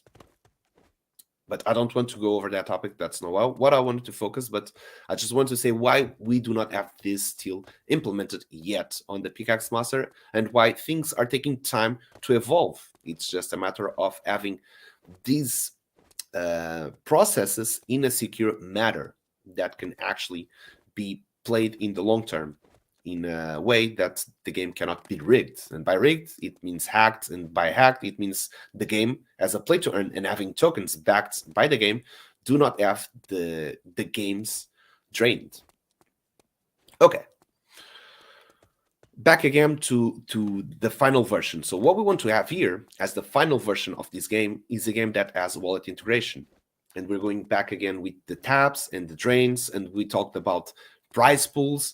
And we talked about as well about funding those prize pools in a sustainable way for the long term. So there should also be an income for the game so that there can be an outcome as prizes, which could be many, many different forms and ways. But let's start with the basics. So for this game, in its final version, there are two things you need to know, which are the pickaxes NFTs and the in-game consumable pickaxes. Although they share the same design, they do have very different approaches on what they're used for. So the pickaxes NFTs, they're items that give you access to the play to earn seasons. So that's your NFT, the gated NFT that is going to grant you access to those play to earn modes. So first, if you want to access those, you'll need this NFT. And depending the type of NFT, you might be able to unlock more different type of play to earn modes than others. So that's one. Now, for you to rank up in all of those play to earn modes, now you're going to get in here, you're going to play the game, and we're going to have wallet integration. So you're going to get in here, and for you to play this game and activate all these mining logic, you will need a consumable mining pickaxe, which we have. By the way, can you just go real fast to the vendor, just to Ojil, just to give a... Oh, you're gathering all of those. Okay. Let's do that. And it's completed. Perfect. Before you go to steel braids, let's just go there so we can give that example. So you're going to start the game and you're going to meet this NPC right here, which has all of these boxes you can select, which are the pickaxes you can buy, and you can see the sand prices, the sand price there as well. So here we've come to the first step of the game economy. So this could be for someone that does not have a pickaxe NFT and it just wants to come here and play this game as it is. So here, what we have is the input. So you're going to spend sand to get a pickaxe which has HP. So the hit points also, it's a resource you're going to. So you're spending sand, which is a resource, to get a pickaxe with hit points. That's another resource. So you're spending one resource to get another, which are hit points. And then you're going to spend your hit points by mining in the game. And while you're mining in the game, you're going to get a different type of resources as well, which now are way more rare. Either you'll be getting some resources that do not have any utility, which would be the educational stones, educational sand, educational clay. There's the educational materials that they only serve to complete one quest. They do not have any other type of game utility, but all the others, which will start from coal, iron, copper, silver, gold, etc., they are different type of resources that you're going to get. So we can see how this is like some sort of resources trading. So you're trading sand resource for an in-game pickaxe, which has hit points. The hit points itself is another resource. And with that hit point resource, you're going to mine different mineable blocks that will take different hit points and will give you a different loot every time you're mining, depending which is based on the RNG. Since it's based on the RNG, there's going to be some times that you're winning and there's going to be some times that you will not be winning. With that, we created a formula that is going to put a percentage of what should be the amount of winnings, or how should they go in terms of having a stable economy, because again, we have to balance the inputs and the outputs. Having that said, you're going to mine, you're going to be spending those hit points resources, and you'll be getting other type of resources that will be some of them more common and some of them more rare. You probably have heard this when we're mining, like, oh, this is one rare drop from this type of material. So you also know that on the mineable blocks, and let me say, for example, the stone. So when we're mining stone, because we do mine stone a lot of times, we know that there's different type of resources that can be dropped from a stone, which would be the educational stone, which is worthless. You cannot do anything with it. Then you have the main material, which is a silver nugget. So if we can consider the silver nugget would be the most common resource out of a mineable stone. Then we have the gold ore, which is the next step ahead. After that, we have the gold nuggets. And as it becomes rarer, it also has more value attached to it. And just to complete the list, we have educational stone, we have silver nugget, we have a gold ore, we have a gold nugget, and then we have a ruby, if I'm not mistaken, and then we have a blue diamond. So being the blue diamond, the rarest item of them all, having this mineable sand blocks, the lowest tier blocks, and having the stone mineable blocks, the highest tier blocks. So the hardest resource to get is actually the blue diamond. So this way, when you are playing, you are also able to accumulate different type of resources, and those will be stratified in different categories as well. Okay, so since we've put up a formula for what should be the average, because this is totally RNG. If there's something about RNG, is that you cannot control accurately the output, so you can control a percentage through average. So that's why we alpha test this game so much. So we know that our formula, although it changed sometimes higher, sometimes lower, the average, it's always stable around that number. because if it's stable around that number for a very, very, very long time, it means that we have a very high chances of having a steady type of economy, because we are able to stabilize the inputs with the outputs. And that would be the first step of, again, we have the tap, and this, what we're doing actually is to stabilizing the tap. Having that said, because of that, and since to unlock and to get the resources, which are coal, iron, silver, etc., you're going to need another resource, which is the hit points. And to get the hit points, you're going to need another resource, which is sand. So sand will get you an in-game pickaxe, which will get you hit points, and from those you'll be able to get these resources. And within that, there should be a difference between, so there's going to be, the game wallet will be receiving sand of the in-game pickaxes that are getting purchased. Because of the equation we are able to get in a very timely manner, we know that we can guarantee, the game wallet can guarantee a floor price for all of those resources in terms of having a circular economy. So we got this silver ore, which means that by getting this silver ore, the game wallet has put in a floor price of 0.1 cent from that resource. And this just makes the first step into the game economy, which is now the game has been able to sustain. So when you're playing any other game, you know that you can gather, for example, on that, this is just a very quick example. So on that game, Gibash, Arc, if you gather metal, can you go to NPC and sell it for anything? No. Only player interaction? Yep. Okay, then it was a bad example. Let's think of another game. Let's think, for example, World of Warcraft, because I feel like it's a very easy game to relate to. So you're going to get some, let's call it, I don't know, I'm not sure. I played very few of World of Warcraft, but let's say that you're getting this resource, which would be, for example, some iron out of World of Warcraft. I'm not sure if you can mine iron in World of Warcraft, but imagining that you can get iron out of World of Warcraft, then you are able to get to an NPC to trade for gold coins. That would be the same in here. It means that you are able to trade those resources that you're getting from this game with the NPC, which would be the game itself. Oh, a silver nugget.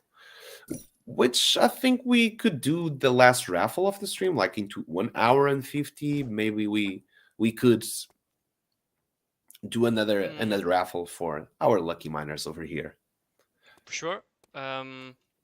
Should I end the quest though? No worries. Oh yeah, let's end the quest. Actually, it's very good because to gravel, one gravel now. So you know what? Do you want to complete those quests? The steel braids. It's very rare that we complete these quests until the end. Regarding the steel braids, so I think we should be able to bring those, but it will take some more time probably to bring all of those artifacts to the correct room. But I'm thinking about the geology quest, at least. Okay. Finishing it right now, I think. Yeah. All right. Okay. And Sounds we good. can raffle. Let's go to outside for that little bit of sun. All right. And Besmir is asking, when can we expect the Pickaxe Master Avatar collection? All right. Actually, this weekend, I had a conversation with a friend of mine that sees a 3D designer, and he worked for a couple of things on Netflix series. He did work on Batman, on Batman movie. He did work on a couple of superheroes movies as well. So he's very, very good with 3D. And we're discussing about something that also will be for the future, which will be how to integrate on how to use the avatars that will be for Sandbox and also for the expansions in the future. So it's a bit more complicated than just the avatars, because as you know, we like to build things with intent and purpose, and we like to bring things considering what will be the possibilities for the future. So we want to bring these avatars when they're delivered, that they are in the format that will be easily integrated with everything we want to do towards the future. So when we can expect, we don't know yet. We cannot. We are thinking, we're working on it, and we're making the best solution to get the most utility for those avatars for you. But we cannot promise a date for when it will happen. But it's with the best reasons. And let's spin. Let's spin. Let's do it. This is the one for general one. Okay. So we got sugar cubes, which was the last miner. We got a silver nugget. Let's see if we can close the stream with one more raffle and more prizes.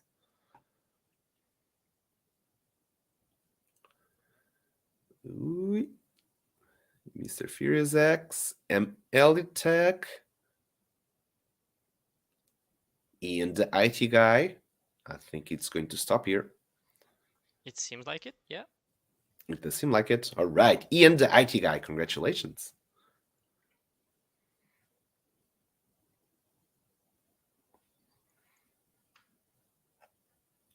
And we do have a golden pickaxe. All right, we do have. Here it is, Ian the IT guy on the chat. Congratulations. Cool.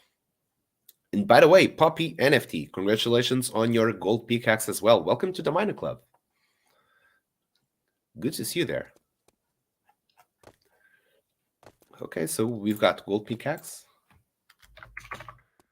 We're mining. We do not have the resource we're going to mine yet.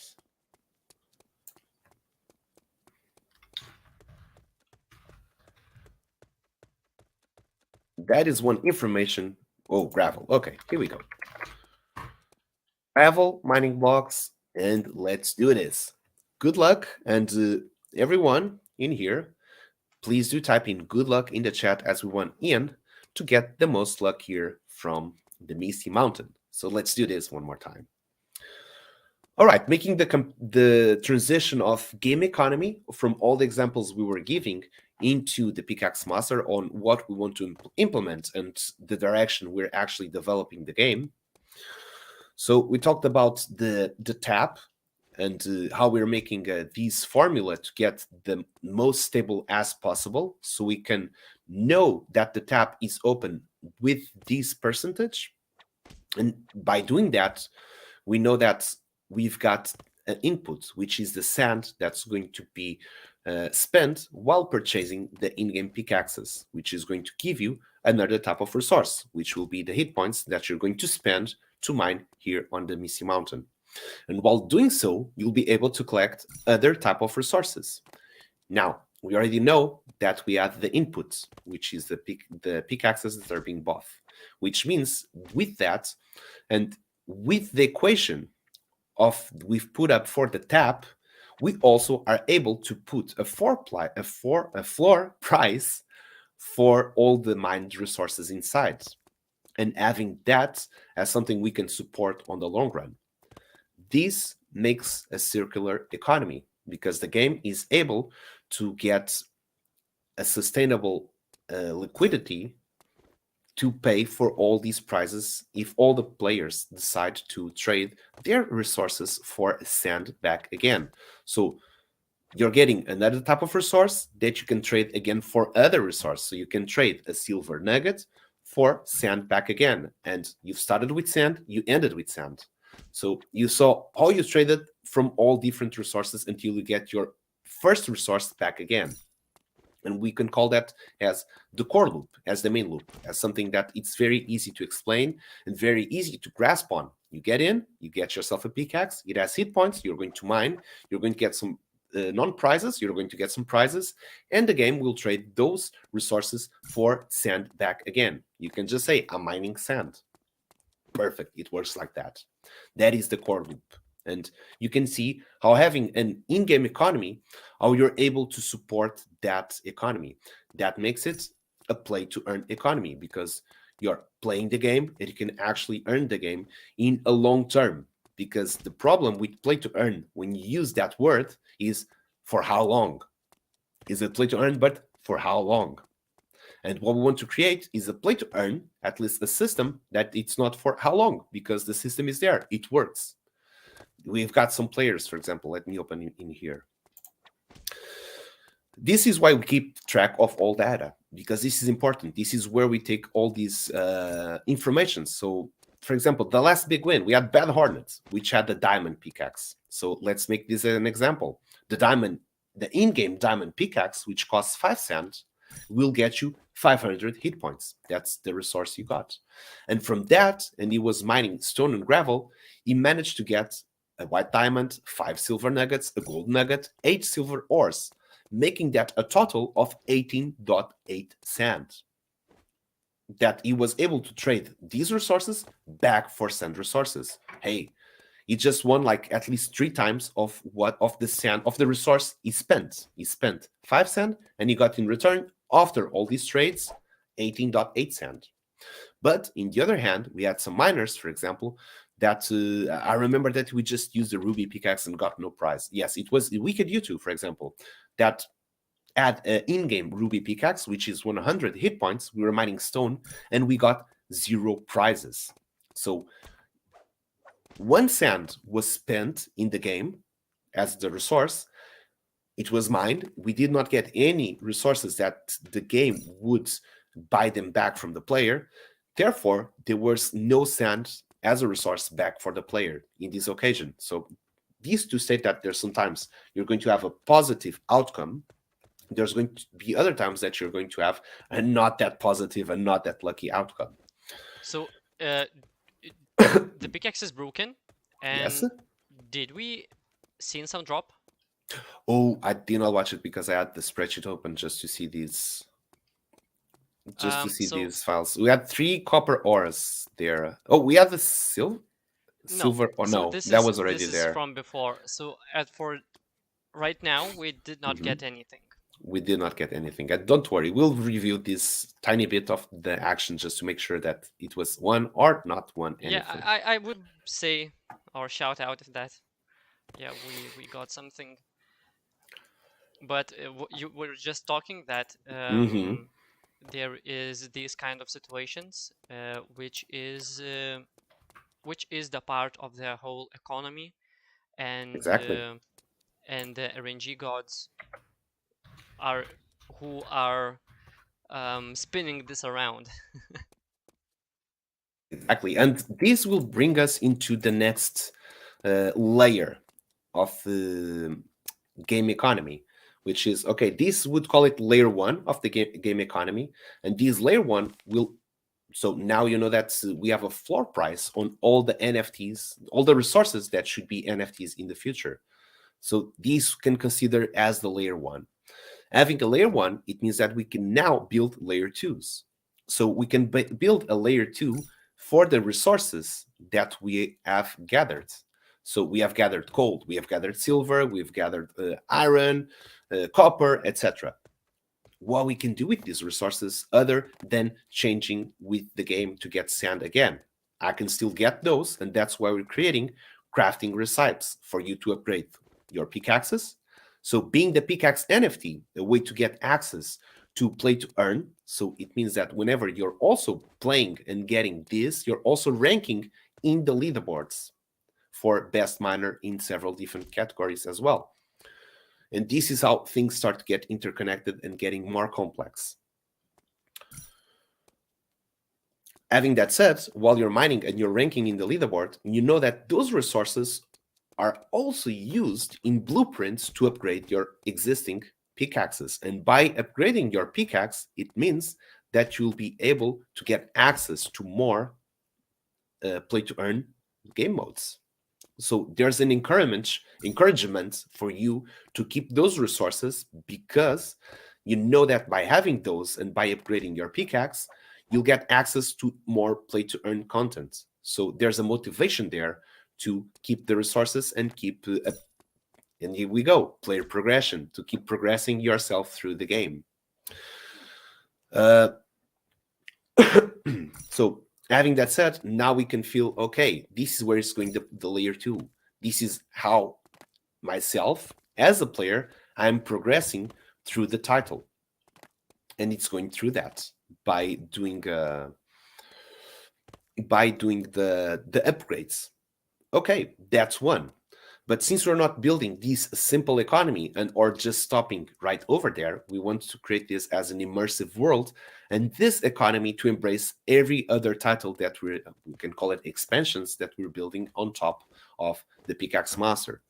Because this economy is going to sustain and is going to unlock and enable every other thing we can do to have a sustainable play to earn economy. Because, like we're saying, if we manage on the basics to have the drains and the taps um, managed, so right now we have the tap, which is the equation, we have the inputs, and we have the outputs.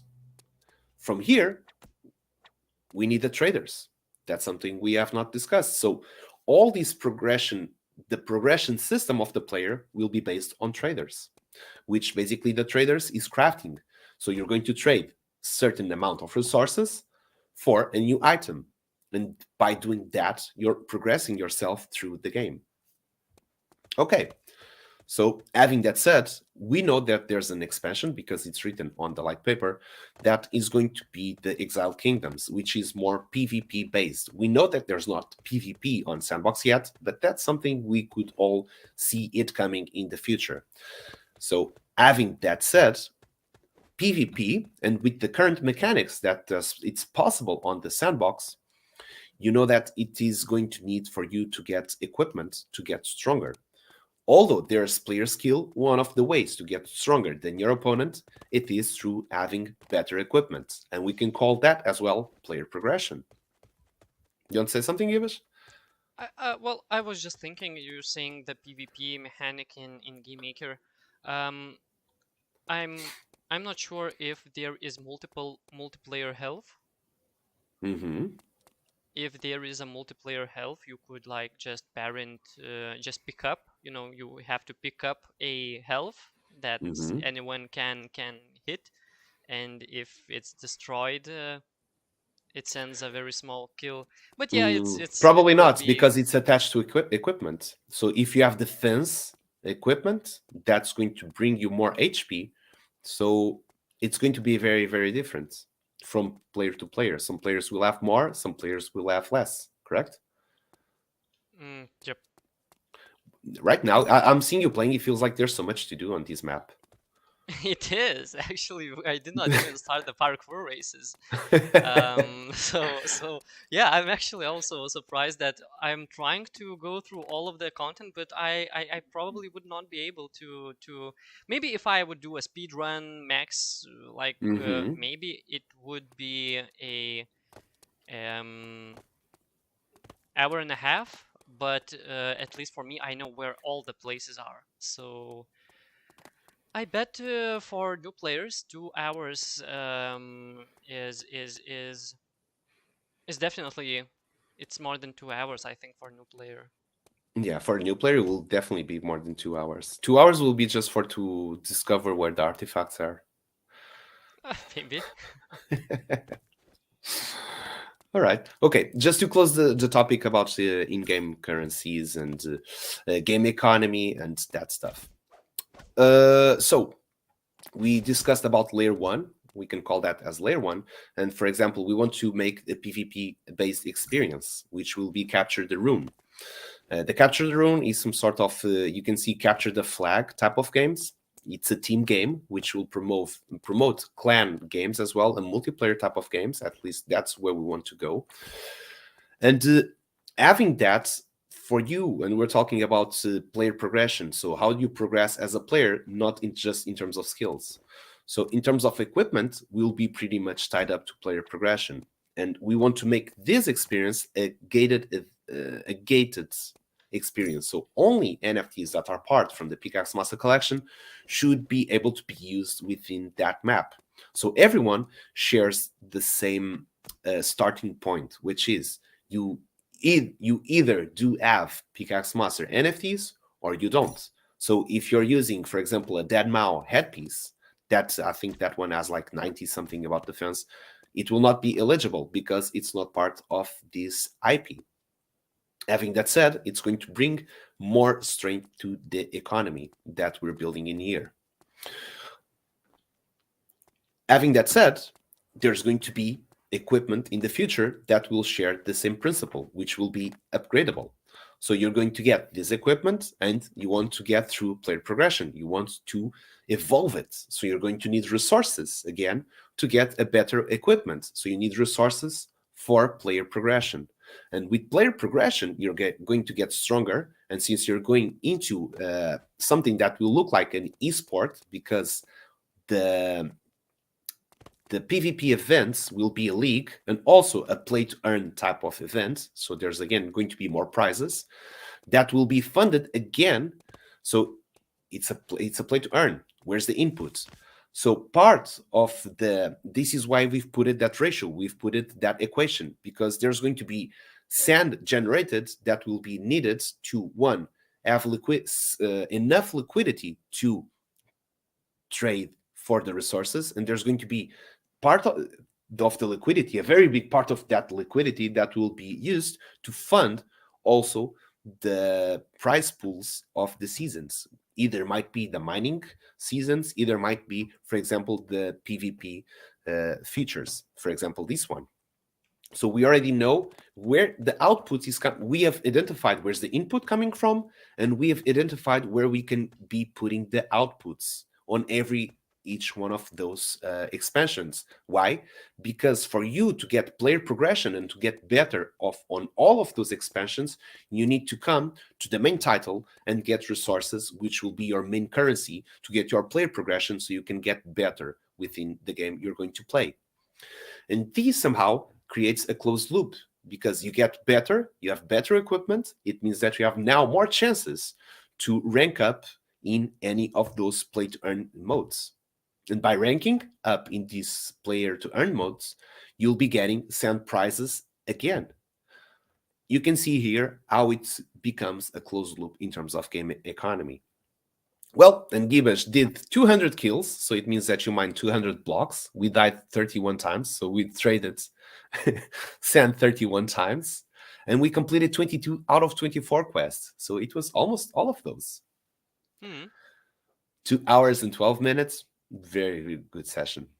And before we close, Gibbous, since we just talked non-stop about game economy, and I think we pretty much we actually explained this a lot of times, right, Gibbous, during the streams. I think yeah, the economy is one of the main parts of this game, and I think that we speak about that. Yeah, I'm not sure. Quite often. We do speak Yeah, about quite it quite often. often, but this one I feel like it was more More in organized, and depth. it had More in more in depth. depth, more organized, having some sort of comparisons with other genres, other titles, trying to explain what are the concepts or where they come from. So what I wanted to ask is you that you're watching, if you're also a builder, you're a creator, or you're just interested in understanding more what's in-game economy, do you like to put any question to us? We'll be closing the stream soon. So we want to take this final time just to answer to your questions if you have some. But And yeah, give it. overall, Mhm. I just think that well, regarding the economies, I totally have to agree that up till this moment there are probably no stable play to earn economies because it's just very new, and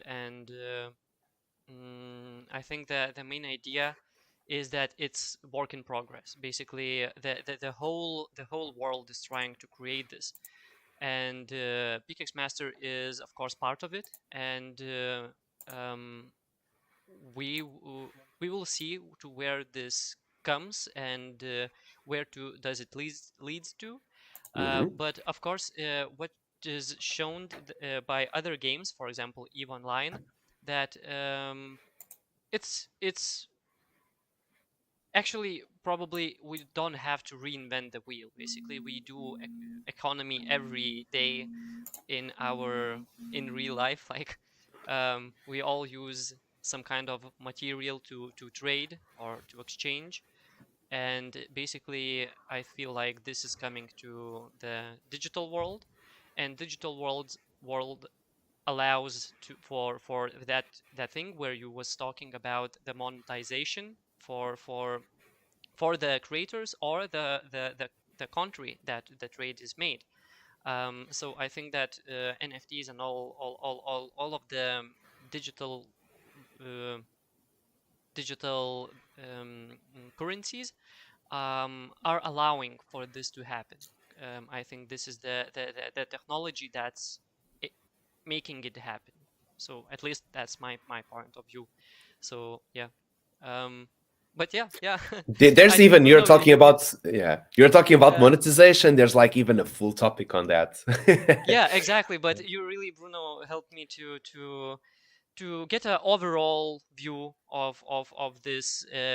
Maybe it's not it's a really big topic, and probably even just 2 hours for a person who is really into that is still not enough to really put it all of that onto the table. But I think at least for me it was really helpful to just know about these things and think where this brings all of the gaming community. So yeah, thank you, Bruno. Thank you, everyone watching.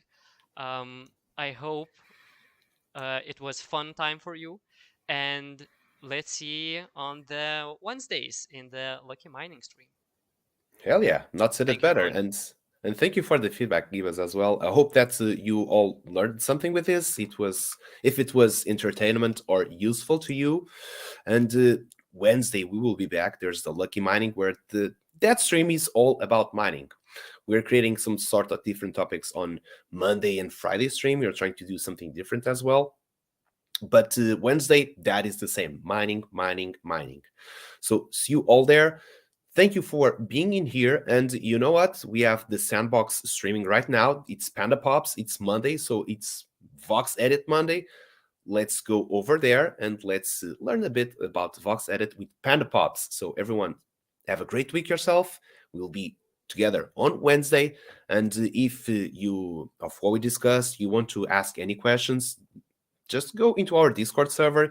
You can tag any of us, and if you want, we can continue this conversation.